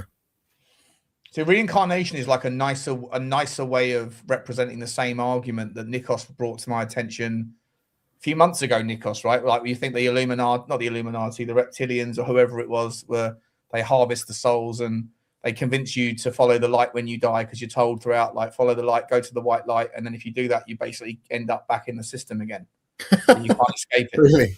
Yeah. That's So Nikos is going to avoid the light when you die, aren't you, Nikos? Yeah. Okay. No, I think you're serious, though, Nikos. Am I right? Is that what you said, right? I made mine up a long time ago. Yeah, I'll be returning. You're going to go fuck the light. I'm going to walk away. I'm sorry to laugh, but I just found it humorous. Like, no, I found it humorous when I first heard it as well. But he's absolutely serious. Everybody's going, "Oh, the light," and Nico's going, "Fuck you." I'll be the social experiment. But no, I think you're conditioned to go round again in the reincarnation trap. So from the research I've done, it's like you're conditioned to go to the light because you're led to believe your family are at the end of the light and they call you to your name. But if you turn your back on that, like, you see the universe and your soul can be released. Oh. I thought Eugene would be the guy saying, "No, fuck the light." It's not about the light. You don't tell the light, mate. What do they say about the devil? They say he's Lucifer rather was 1,000 points of light, right? So, you know, I remember George Bush saying that, didn't he? He said, when he was doing the New World Order speech, he was talking about a shining beacon of 1,000 points of light, and then Donald Trump called it out, going, like, "What's all that about?" But if you look into it, the 1,000 points of light is a testimony to Lucifer, who was the morning star, right? So maybe that's also represented in death. Stay away. If you follow the light, you're going towards Lucifer, and he's just going to go, gotcha, round you go again. But this time, you're going to come out of the womb of a rabbit in a field somewhere, rather than being a human. You know. Well, one very interesting thing about being like life on Earth and psychology. Carl Jung says that he talks a lot about the shadow self in psychology, and that the more that you embrace that you're a monster and that you have a monstrous side to you that is capable of the most horrendous evils, the more that you become an integrated human, and that you're choosing then to be a good person. Whereas somebody that's denying that they have these capabilities of being evil or all that kind of stuff, and that they have this monster side to them, when they're denying that it actually comes out in ways that makes them very unresourceful, or even become the monster or fearful, or, you know, that we have to embrace the whole aspect of life to be able to choose to be a good person or to be effective, etc. You know. Yeah. Listen, I used to sort of dabble with the idea that the devil is essentially or the representation of the devil is inside you. Yeah, that's what he's saying. That's what he's saying. But I feel like selfishness, like the idea of, like they always said, like, you know, the idea that God is oneness, right? Like being at one, and selflessness, being together, considering that everything is God, and God is everything, and you're just like a little kind of tentacle on an octopus or whatever that represents that, or you're just a little thing that's floating, but you're all part of the same consciousness, and that's all representing God. I used to get on board that. I'm not sure if I still do. Maybe I do, maybe I don't. But what's the opposite of being together is being by yourself, right? And I think that a lot of people, when they end up being by themselves, they end up being more and more selfish, more and more secluded, and then left with their own feelings and selfishness, and thinking just about what they can get and fuck everybody else and all that stuff. And I think that kind of representation, if it's true that the good and the bad is actually just like heaven and hell is within you, then actually the representation of hell and the things that make you hellish, i.e. Lucifer, i.e. Satan, it's just representations of being selfish and being individual, rather than thinking more about what you're doing brings value to others and what others bring value to you, and a rising tide lifts all ships, if that makes sense. Yeah, it does. Yeah, you see oftentimes, and it's very common, the concept of projection, where somebody's saying something about other people, and you're looking at them going, "That's you," like, you know. Yeah. But that's what Carl Jung is talking about. That if you reject parts of yourself, you haven't embraced that you're capable of bad things, that you're this or that. And I think that monstrous side of you is more likely to come out when no one else is around, because I think everybody knows that there's a dark side of them, right? Everyone knows that they're capable of weird thoughts, they're capable of things that they're not proud of, and that sort of stuff is it's less likely to rear its ugly head if you are around people that you care about or who care about you. You're more likely to engage in thoughts positive. Whereas when you're by yourself, if you're drinking alcohol or you're I don't know, in front of a fucking Pornhub or whatever it might be, you're more. I'm saying that in jest. I'm serious. I'm kind of serious, right? You're not going to be having a wank with other people around you, are you? So you're more likely to be by yourself in that. Some people do, Sean, and that's why they end up in jail, you know. But you understand what I mean, right? There's sort of sometimes the dark thoughts intrude you when you're by yourself. You're more likely to, maybe I'm being weird. I don't know. an interesting thought, though. Like, an interesting thought is, like, we've been told that you need to go to the light by so many people, whether through like history, go to the light. When you die, go to the light. Has anyone ever heard what happens if you don't go to the light? Is there ever an alternative? Well, Carl Jung is saying you go towards the dark to find God. That's what he's saying. Yeah, exactly. Yeah.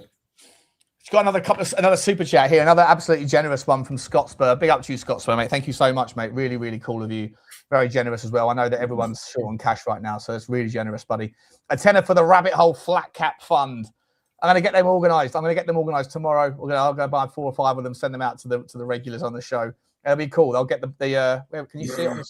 I'll get the logo of the rabbit hole with Alice looking down the rabbit hole, and I'll put it on a nice baseball cap, and I'll send it out to you, Nikos. Send one over to Ukraine. No, where is he? No, he's not in Ukraine, is he? He's in California, isn't he? Wait, I wouldn't send one here, mate, because they end up getting charged through customs and stuff. So you have to send it to my old man in the UK or whatever, and he'll bring it out when he comes out in a few months or whatever. Okay. Big up to you, Scott Spur. Thank you very much, mate. Super generous of you, buddy, as well. Like I say, guys, you don't ever need to do it, but really, really appreciate it. And sorry if I took the turn towards low grade information there. just being real, right? Carl Jung will be proud of you, Sean. My most monstrous thoughts probably happen when I'm on that. He was saying that to be more authentic and be real, you have to embrace all sides. Yeah, exactly. Yeah. Own it. You know, we're not perfect. The only thing perfect about humans is their imperfection, I think. You know. And the real meaning of the word sin is to miss the mark. It's not like sin as in terrible. It's just missing the mark.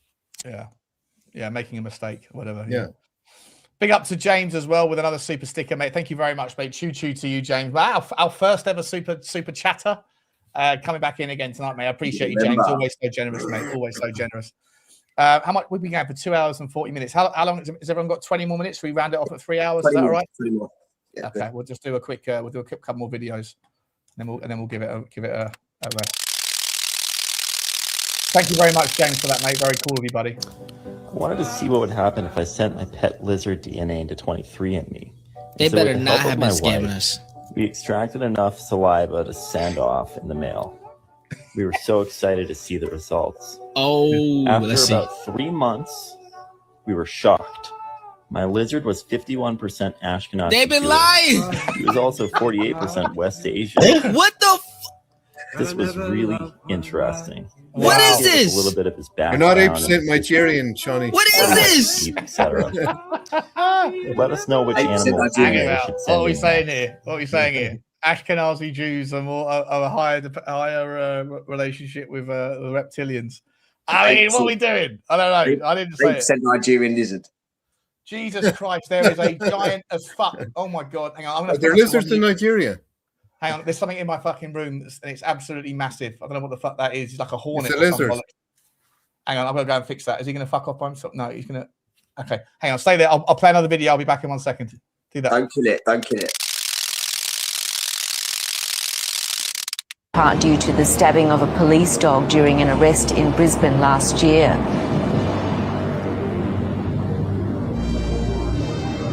I love that music.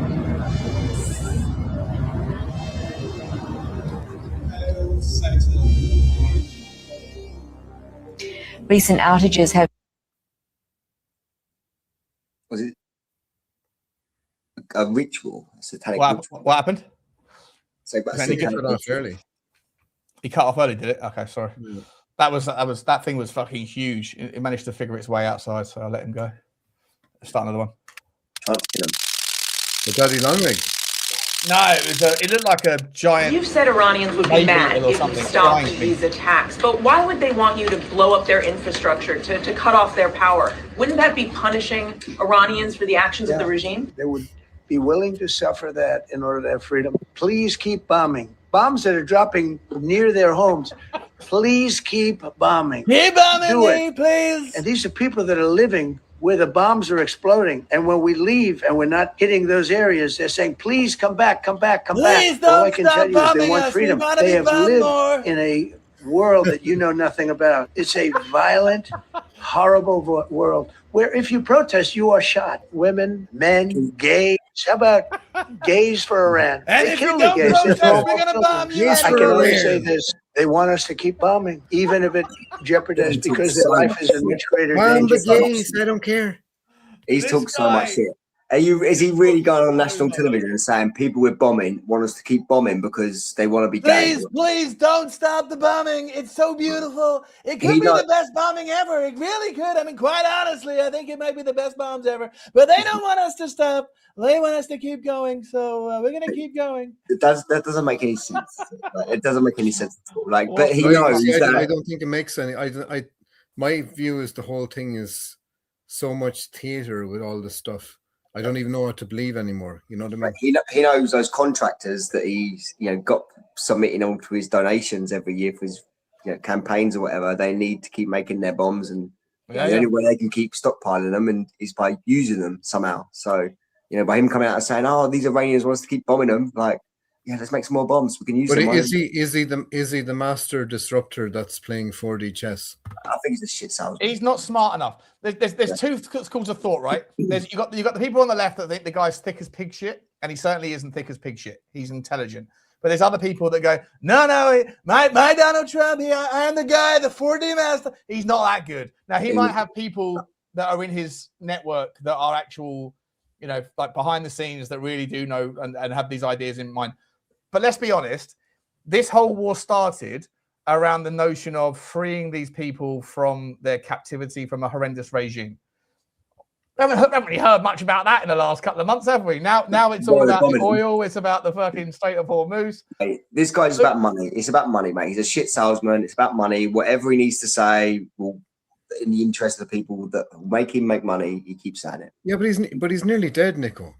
Do you know He's what I mean? 79, so I don't know if he's nearly dead, but yeah, he's a billionaire. I don't like. To me, there's something very weird about Trump compared to every other politician. Do you know what I mean? He's made a lot of money. He's made a lot of money, like through his life. But the money he's now making now as the president by doing this stuff will exponentially grow. He's made $1.6 billion.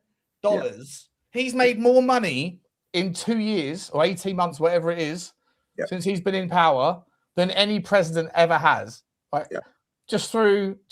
Well, you know, I'm a fantastic trader. Listen, I didn't have it enough, but you know, the market might go up today, it might go down tomorrow. Quite honestly, I'm one of the best ever. If it's good enough for Pelosi, it's good enough for Trump. Don't you think that Trump has woken up more people in the world than anybody else in terms of how the world operates? Maybe I'd like to think so, but you know, my gut tells me that he's just doing what is in his financial best interest. Like his father, who obviously was very, very rich, he died with 80 million net worth. Obviously, you've got to incorporate inflation and stuff like that, but the amount of money this guy has made by being in office is incredible. I'm not saying that I'm preserving. He's taking the opportunity. Oh, sorry, Nikos. Go on. I think he's just taking the opportunity to preserve his legacy, his family's legacy. Like I said, if he's 79 years old, he probably appreciates he hasn't got many, many more years left. He's just doing whatever he needs to do to make enough money to keep his lineage wealth keep growing. It's a bit like the globe and the flat Earth. I'm not going to marry myself to any opinion. I just looking at all the evidence. I just think there's something different about Trump, completely different than any other politician I've ever seen. There wasn't when he first came in, because he caught everyone by surprise and he said he was going to drain the swamp. He didn't drain the swamp, but he at least got shit done. And you could tell that the reaction from the mainstream establishment and the media, they were like, this guy's not supposed to be here. We don't know if he's bought in. We don't know if he's trustworthy, because everybody else is one big fucking club and everyone else isn't in it. And Donald Trump wasn't supposed to be. But everybody attacks him, Sean. No, they did. But now, let's be honest. Come on. Like that, the butler, the attempt on him. Like I mean, I'm not sure you went on the show at the time, mate, but like it's a load of bollocks, right? They fucking dropped the flag, they waved people in to take the pictures. It's like that was. I'm not disagreeing with that. But all of that stuff to me is opportunity, but it's also based on the fact that this time around he did everything. He said he was never going to start any new wars. Everything that he said that he was going to do or wasn't going to do has gone out of the fucking window, and it's a joke. And so because he knows he's only got one more term left. Right, and he knows that all of these actions that he's done recently is going to mean that in the midterms next November, or this November rather, he's going to become a lame duck president. So he's making as much money as he fucking can now, whilst he can, and the manipulation of the money markets, the way that they bring out tweets, and he knows he moves the market with a tweet. He's like, oh yeah, the Strait of Hormuz is open. Okay, oil price goes down, market goes up, and then you find out 20 minutes later that 20 minutes before that was said, that there was huge amounts of money, billion-pound trades placed that would never have been placed, so unorthodox and abnormal relative to the size of the trades in the market, that the only way that would have been placed was with insider information, and so therefore it was either him or it was someone in the kind of in the war room that did it. And then a day later or 24 hours later, he's like, actually no, it's still open, and then they make that announcement, and then the market flips down again. It's manipulation of the highest order. It's a disgrace. Yeah. However, let me finish. What I would say is, at the end of the day, if you go back, you know that the US dollar is under massive scrutiny and massive stress to be destabilized, but because of the reserve status of the US dollar as the reserve currency of the world. China is trying to trade oil in Juan. Venezuela, they were going to be selling some of their stickier oil, their tar macadam based oil, to China and to the Far East in renminbi or in Juan. Then Trump goes in there and then takes it over. UAE has recently left OPEC. Right? I think it's a play. I think it's a bigger picture play. I'll agree with you, Brian, that there's some sort of 4D chess, that it's not just about destabilizing Iran and getting rid of the Ayatollah to protect Israel. That's part of it. But the other part of it is to make sure that more and more nations leave OPEC so that they become under the new vision of America's control of the oil economy, so that there's no threat to the idea of the US dollar being the only currency that trades resources, because every single other government and every other dictator that has ever challenged the position of the US dollar as the reserve currency of the world has died. Like it happened to Saddam Hussein. Venezuela's nearest the latest one. Venezuela was the latest one. But in 2003 or 2002 or 2001, whenever it was, Saddam Hussein tried it. In 2008 or 10, whenever it was, Gaddafi tried it, and Gaddafi ended up getting garroted up the arse with a fucking giant sword. Like every single dictator that has access to oil that has ever said, we're not going to trade it in US dollars anymore, there's been a war in that country, and that president has been killed in a most brutal fashion. So like, I think a lot of it just comes down to money rather than anything else. The people that curate these campaigns for these political figures, they're very intelligent people. They can kind of gauge what the public interest is and the way that the public is going to support them. So it's not shocking to believe that they would give a little to take a lot. So they might give a little bit back, saying, oh, we're going to do this, we're going to do that, and do something that appeases the people, like the Epstein drop, for example. People have been asking for the Epstein stuff for years.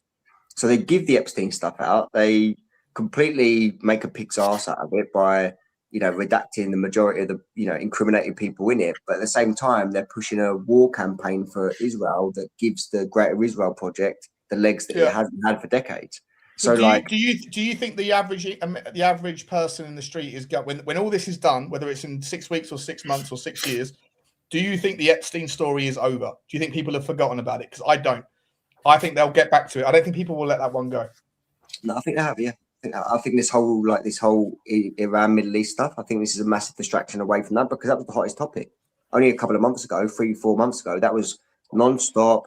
People digging into it every day. But now that whole rhetoric has changed. But don't you think it's all very confusing in terms of who are the good guys, who are the bad guys, all that stuff? Because you have There's no good guys, mate. There's no good. No. But hold on.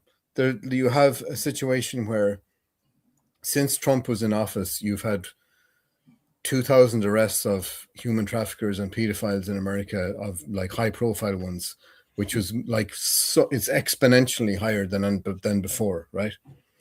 You have a situation only in the first term, not in the second term. Okay, yeah, you have a situation where Robert Kennedy Jr.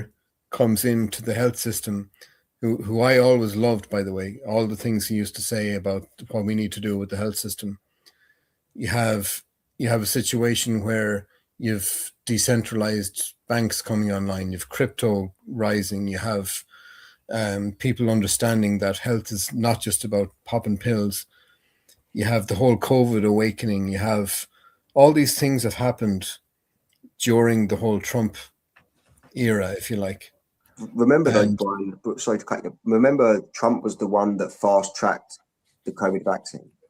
He was the one with the. Yeah, I know. But again, I just don't know. I don't know whether it's part of a deeper plan, and he's just kind of an anti-hero that he was put forward by as they call it, the Q team or whatever, that goes back to Kennedy and all that kind of stuff. I'm not sure whether I fully believe that or not, but a lot is happening. I sound like Trump now. A lot is happening. What's happening? A lot is going on. It's a dangerous A lot is going on. We're doing a good thing. We're doing great things here. I think a lot Right of out, some of the best things. I can't even talk about some of the things we're doing. I think a lot of it is appeasement. I think a lot of it is like a theatrical play where they appease to a certain degree, but the greater incentives that they've got are achieved as well. So they like what you said there. I agree with. Yeah, we've done this. They've done this. They've ticked off the list of what the public wanted, but the reality of it is they've just given a little bit of cheese to take the sandwich. But there's so many more people awake now, Nico. Even people I talk to, But they're awake, but nothing changes, though, Brian. But that's let me ask this, Brian. That's the start. No, but nothing ever changes, mate. When Donald Trump propositioned that the 2020 election was stolen, he managed to get 1 million people to travel from all over the arse end of every different corner of America. I think it was stolen, by the way. That's another. I probably agree with you. I agree with you 100%. But he got 1 million people to sit there and go and travel at their own expense and in short notice to go and march on the Capitol. Some of them have spent 6 years in prison. Right, which is a fucking disgrace, right? Over a stolen election. Epstein, both sides, both people, politicians, wealthy people, elites, overseas people. If you went through those emails, I must have looked personally at about 10,000 of them, I reckon. I just scroll, and then obviously I would go and I was doing my doom scrolling on Instagram. I'd see all the other ones that were the highlighted ones that were interesting. It's absolutely 100. If you had to put a bullet to my head right now and say your life is determined whether or not you think that all that stuff is real about pizza and about cannibalism, all that sort of thing. Yes or no? I put my life on it. 100%. If that person who's about to pull the trigger knows the answer, 100% that stuff is real. Where are the protests for that? Where are the protests for people that are going, we are run by PDF files and Satanists? Like, it's clear we are. David Icke was right when he said it in the 90s, and everything since. Jimmy Savile, right? Best friends with Prince Charles. The UK's most prolific necrophiliac and PDF file. Ross Harris. Rolf Harris. Oh, but there's so many, right? So many. Ted Heath, like the ex-Prime Minister, used to allegedly go out on boats off of Isle of Wight and off of Guernsey or Jersey, whichever one. Go to the orphanage, pick up your little kids. Lord Boothby. It's just sick, and all that stuff has come. All that stuff has come to the front now. No one does anything because it's self-interest. That's self-interest, Johnny. But they'll go and protest about a fucking election where nothing. Yeah, changes because they think anyway. that Trump's going to change their whole financial. But right now, where are the people? Where are the women who have children going? Yeah, we need to go and make sure that those other 3 million files that are redacted get It's released. self-interest. It's self-interest. Like they'll declare that the 2020 election was stolen, but it won't be for another like 20 years. And then by that time, people that cared about it will be dead. He'll be dead, and no one will care about it anymore. Unfortunately, that's kind of how it works. Well, that's the trend and the pattern of. I'm hoping that there's a huge pivot, like a pivot that's a 2,000-year pivot sort of a thing, you know. Like this guy, without saying it out loud, like the fact that they're apparently like he's as bad as Savile, and they're waiting for him to pass away before that allegedly before that comes out. Oh, sorry. Yeah. Allegedly. Apparently that's it's going to be an absolute nightmare, you know. A lot of people that grew up in the 90s and 80s, you know, that'd be quite a heartbreaking one. But most people forgot about it by then. You know, that TV show is very rarely on TV anymore. He was a great actor as well.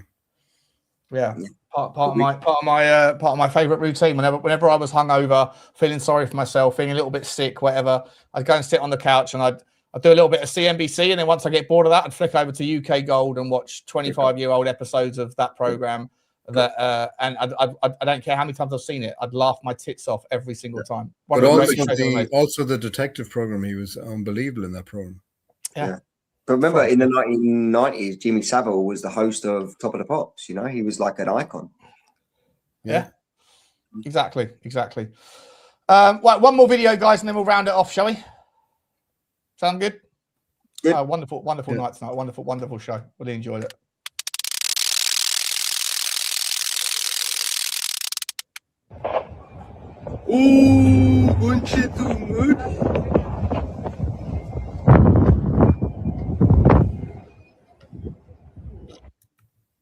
Blink and you miss it. Was it direct energy weapons? DEWs. Are we thinking that's real? Looked AI to me, to be honest. But do it again. You can't play it again, can you? I can't play it again. No, can't play it again. I have to fix that. I think you know personally that was AI, but that stuff does exist. I don't think you see it like that though. I don't think it works like that. All right, one more. We'll do one more. Can you see how the segments are getting slightly bigger?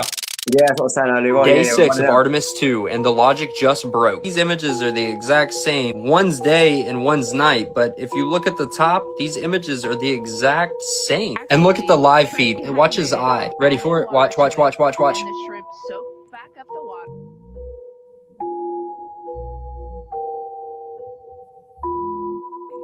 Everyone's talking about this red dot. Watch it disappear as it floats. Watch. You see it? Gone. And for this toy, you can literally see text from the background bleeding through the toy. Watch. Yeah, there's no fucking way this is real. Look. And then he moves it. Why didn't he just leave it there? That's real. Absolutely no way that Artemis thing was real.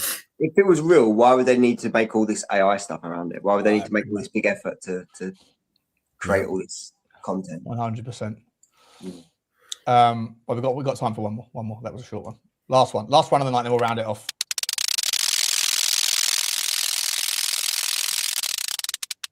This is where Israel starts to replace America as like the global superpower, Pax Judaica, and then the ultimate end game is a one world AI surveillance state with the global matrix of control being headquartered in Jerusalem. Is that what you see happening by 2045, or is that what they see? So let's differentiate between Greater Israel Project I like this guy, and by the way. Pax I like this guy. Okay, so Greater Israel Project is the idea that Israel needs to achieve the promised land, which they believe is what Yahweh promised to their ancestor Abraham. And this promised land, if you look at a map, extends from the Nile in Egypt to the Euphrates in Iraq. It also includes parts of Anatolia, Turkey, as well as parts of Saudi Arabia. And so you can make the argument that what Israel wants to achieve in this war is the Greater Israel Project, meaning that it wants to extend this war as much as possible to drag in as many players as possible, including Turkey, including Saudi Arabia. Because if they're destroying this war, then it's just easier for Israel to achieve the Greater Israel Project. Right. And then they want to make Jerusalem the capital of this empire and build the third temple, and this will allow for the Messiah to come. That's how these religious Zionists see things unfolding. Pax Judaica is different. Pax Judaica is transnational capital seeing an opportunity in Greater Israel and saying, well, if you guys are going to achieve the Greater Israel Project, we'll come in and finance all this. And we'll help with the building of the AI surveillance state. So there are not that many Jews, so we'll hire mercenaries to be the military for this empire. We'll also bring in millions of Indians, Chinese, Filipinos to work as slaves in this empire. And we will use an AI surveillance state to keep this system in check, right? So every slave will be given a microchip. And and there's unlimited oil and energy in the Middle East, so we can have all these data centers in the Middle East. Okay, that's how they want this world to turn out. Fucking scary. If this geezer boy is fascinating. I forget his name. He's not. He calls himself like Professor Shan or something, but he's not actually a professor. He's a high school teacher. But he's definitely a fascinating geezer. But he talks about things like Israel wanted to go after Turkey. Well, Turkey's a member of the of NATO, right? So if they were to invade Turkey, then America is part of NATO, so they would have to then defend Turkey according to the convention. And I can't ever see Israel and America going at war. So either America's going to pull out of NATO, but even then, if America would go to war with Israel or go to war for Israel, Turkey would be defended by all of Europe. And so there's problems with his theory, in my opinion. Yeah, there seems to be a separation actually right now. I think America are bitching about a lot of European countries in particular. I think Trump's been bitching about Italy and Spain today, not helping them and stuff like that. I think you're right. I think the American will withdraw from NATO. They're always complaining about how much money are not contributed by all the states. And, I think inevitably... Is America going to go to war with Europe?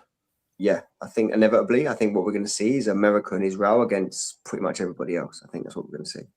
That's wild. That's a wild one. Big up to a user saying Bilderberg Group plus the Epstein files is bigger than GP Project, the Greater Israel Project Temple of Solomon. That's a lot of words that I'm interested in, but I don't know what you're speaking about. That's quite a sentence. The Bilderberg Group is fascinating. We can talk about that another time. Epstein files, 100% fascinating. Greater Israel Project, fascinating. Temple of Solomon, fascinating. I don't know what they all mean though, but in terms of what you're saying there. But big up to you, user. Thank you very much for the super chiddly chit chat. Guys, listen, we've been going for 3 hours and 4 minutes. First and foremost, did you enjoy the Wheel of Fortune? Did you enjoy the Wheel of Doom, or whatever we're going to call it? Any ideas on how we can make it more interactive? Nikos, you spoke about the idea of putting in like some sort of voting mechanism where we put it into like a bucket of cool versus bullshit or something like that? We're doing it. I think it's awesome, but it's really scattered. So like maybe what you could do is like create like subcategories. Maybe if there's a way where you can actually categorize a certain amount of type of videos on one particular subject, so it's not all like that would require me to manually have to go through every video and then like categorize it before, rename the file names. And mate, I'm in the process of simplifying my life with AI, not making it more complicated. Maybe what you could do is like clean it all out to back to zero, and then particularly search like a bunch of subjects per show. So like if you wanted to do like we said mermaids earlier on, you could get like 20, 30 videos on that particular subject, and then when you're spinning the wheel, it's all related to the same subject rather than, like I said, bounce around. When the thing lands and it gets a feedback, you could maybe take a note, Sean, on what the feedback was on it, or something to revisit or bin or whatever. Just a little tick on your notepad or something. I'm going to incorporate it into a dashboard. I think a dashboard. I like what Eugene was saying. Have like a conspiracy dashboard where we build up sort of processes over the shows where people, how many videos have we watched regarding this dashboard, and are people's opinions changing over time? Something like that. We'll figure it out. I think something else you can add in there as well is like some sort of type of reward for the viewers. So you can do like maybe do like 2 of those segments on there, 3 of those segments on there with like gift memberships or something. So like it might obviously cost you a couple of quid, but every time it lands on it, so people are engaging on the channel, there's an incentive for them to get something back as well. Oh, I see what you're saying there. Oh, I like that. Okay. I don't know if you give memberships or something, like maybe win a hat or whatever, A hat, yeah. A raffle or something comes up where there's like anyone in the chat. An OK jersey shirt. Something, but some sort of incentive for people who are contributing with their attention as well, might be a good idea. Is the clicker noise is too the clicker noise is too loud, is it? Okay, I'll get that spun. I'll get that changed. Yeah. You want to get something, funny, get something funny. Yeah. It will be I'll replace the clicker noise with Donald Trump going, no.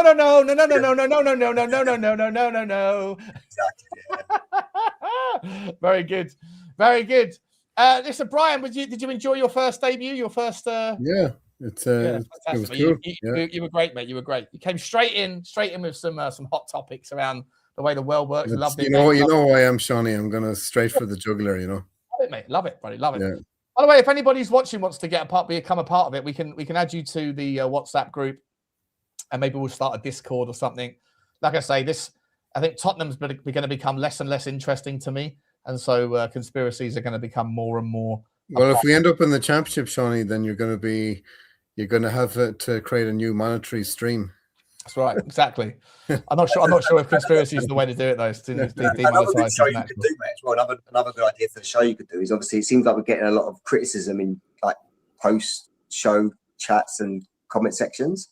Maybe you could do a sort of show where people can come on and sort of challenge us on what we believe and like make us justify why we think what we think, like a question and answer kind of like segment, so that people don't feel so isolated, thinking what they think and like missing their chats and stuff. Maybe there's something we can do. I think what I'll do is I'd like to invite everybody into the WhatsApp group, but I don't really want people having my telephone number. Yeah. Like in public, it's got out before and I've had horrible fucking messages sent. And it's a pain in the ass. So I'd like to set up like something whereby anyone can join, but whereby telephone numbers are not necessarily needed to know. So like Telegram might be a way to do it, or like I say, Discord or something like that. And then we can just get everybody who watches to just join the group, and then they can participate, and then they can let you know directly, Nikos, that they think that you are a. No, I don't want to know what's up number either. I'm saying like on a show, like at the beginning of the show, you can set up a show that says today's a question and answer show. Here's the link, and have people come in and sort of restrict them to like a minute or two, like to challenge what we think, not like get on half an hour or whatever, but come in and sort of. There's people that have probably got your 1 minute's gone. Bam, bam, bam. Cut them off. It might encourage engagement, because obviously there's people that have picked up on things that we've said that they disagree with, and like it might give them an opportunity to put their face and their voice to what they think and challenge what we say and justify it. It might be a bit more fairer, like that might be a good idea for sort of a type of segment of a show or whatever. Maybe a members show or something like that. Maybe might be better. Yeah, 100%. All right, guys, listen, big up to you. Nikos, as always, mate, absolute legend, my partner in crime. Big up to Eugene for coming on. Big up to Teflon John for coming in. Sorry we didn't get a chance to say goodbye, mate. He just ducked out there. And Brian, mate, absolutely fantastic debut. We've had three people making their debuts this week. We've had you, Brian. We've had Hugo, Johnny Boy, and Hugo. Absolute. Oh, Hugo, it's absolute folly. No, that Danish pastry needs to get out of my club. The bloody gumption on that conspiracy. It's just absolutely disgraceful. It's absolute all right, guys. gumption. We will be back. When's your next availability, Nikos? Maybe Sunday. I could do Sunday, if not Monday, but I can't do Tuesday, Wednesday, Thursday. So Sunday, Monday. Sunday's Tottenham. You could do Sunday. No, we can't do morning. Sunday, Monday, whatever. We'll do Monday, maybe. Yeah, we'll do Monday. All right, guys. Love you all. Thank you so much for joining us. Thank you for everyone for the generous super chats, and we will see you on the next one. And by the next time we come together, I will have new updates within the. Can I plug my new channel, Shawnee? Of course, yeah. What's it called? Quantum Learning Program. Yeah, what's the YouTube channel called? Quantum Learning Program. Is it on YouTube? Is it? Okay. Yeah. Second. I'll get it for you. I'm gonna write it down for you, Brian. I'm gonna join. Quantum. And the website is quantumlearningprogram.info. Okay, what's going on with it? What's it about? It's all about how do I find it? Developing your ability to learning how to learn properly, which school doesn't teach us. So instead of having information poured into us by school and media after school and during school, we develop our own perceptions and trust our own mind, which is what this channel is all about. So there it is, Quantum Learning Program. Big up to you, mate. Congratulations on starting that, mate. Good luck with it. Yeah. I've just subscribed. Make sure there's still 115 people that are watching right now. I don't suppose every single one of you has even access to the chat, but for those of you that do, please do send your support to my man Brian, and help him out. And also, right beneath that one there, you've got stream elements there from Nikos. Make sure you get over to Nikos's channel. Nikos, when are you back doing your stuff, mate? I said the other day, mate, I've not had the time this last couple of weeks. I've been meaning to do something. I've got a catalogue of stuff I want to do, but just finding the time has been difficult. Weather's been so nice, getting outside the house and stuff like that. So I plan to do something over the weekend, maybe early next week when I've got a minute. I want to do something, but I don't want to destroy the channel so early. So I appreciate everybody that's tuned in and subscribed and stuff, but we will get some more stuff out soon. Please do subscribe. I like doing the rabbit hole. I like doing this. I like doing this personally. I think this is more beneficial to everybody, but okay, well, we can multi-stream to your channel as well. Then how about that? I love that name, Tinfoil Transmission. Yeah, it's great name. Great name. When someone come up with Rabbit Hole Ramblings, I suggested it to him. He didn't take it. I was like, I'm having it then. Do you know what makes me think of that guy in Better Call Saul, his brother. He was an absolute. Oh yeah. The lawyer who he was convinced he was. Was it Charlie or Chuck? Chuck. Chuck. He's one of the most characters in movies or TV series that I hated the most. Mm. He was such a prick, but yeah, great. Yeah. For some reason, tinfoil made me think of him because he was he was into tinfoil. He's paranoid about electromagnetism. Yeah. Exactly. Great show that was. I like the idea of the transmission is just you talking as well. It's not so gimmicky, I wanted just to get my words and knowledge across, So the tinfoil transmission was a way of sort of just appealing to conspiracy theorists that just wanted to listen to someone talk about subjects that were relevant to them, Yeah. So hit them up. But I offered it to Sean first. He didn't take it, so I took it. I'm actually rewatching Breaking Bad. I'm a stubborn fucker, Nikos, mate. If someone advises something, even if I love it, I'm still going to figure it out for myself, mate. That's the way I am, bro. Rabbit hole's got a certain ring to it as well, mate. Just there's so many rabbit holes out there. I searched ChatGPT. I said, can you give me some sort of quirky names for channels and stuff on YouTube? And it threw out sort of all these weird ones. And obviously the Rabbit Hole Rambling has got a bit of competition around it. There's lots of channels, similar names. I think we're one of the biggest now. I think if not the art, we are the biggest. If you type in rabbit hole into YouTube, I think we come up with the most amount of subbies. So we've got through that competitive. My program is all about that, Sean. What you just said there. You said if somebody says something to me, I don't take it as word until I've investigated it myself. So first, it's all about first-hand knowledge.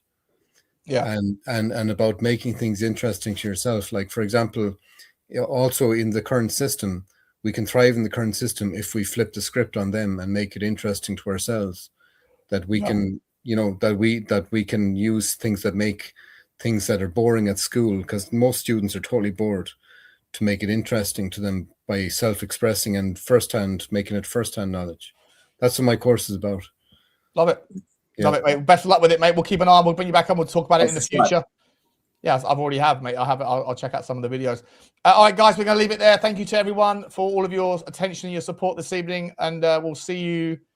You might not even see me tomorrow on Spurs Talk Show. I really am not that interested right now. There's nothing to talk about. I'll be back on Sunday for sure. Come on, the Villa. We've got to beat Villa, Shawnee. Yeah, we've got to beat Villa. But we'll do that tomorrow. We'll do that on Sunday for sure. I love you all. And we will see you very, very soon back here on The Rabbit Hole. Appreciate everyone. Take care and stay safe. Bye.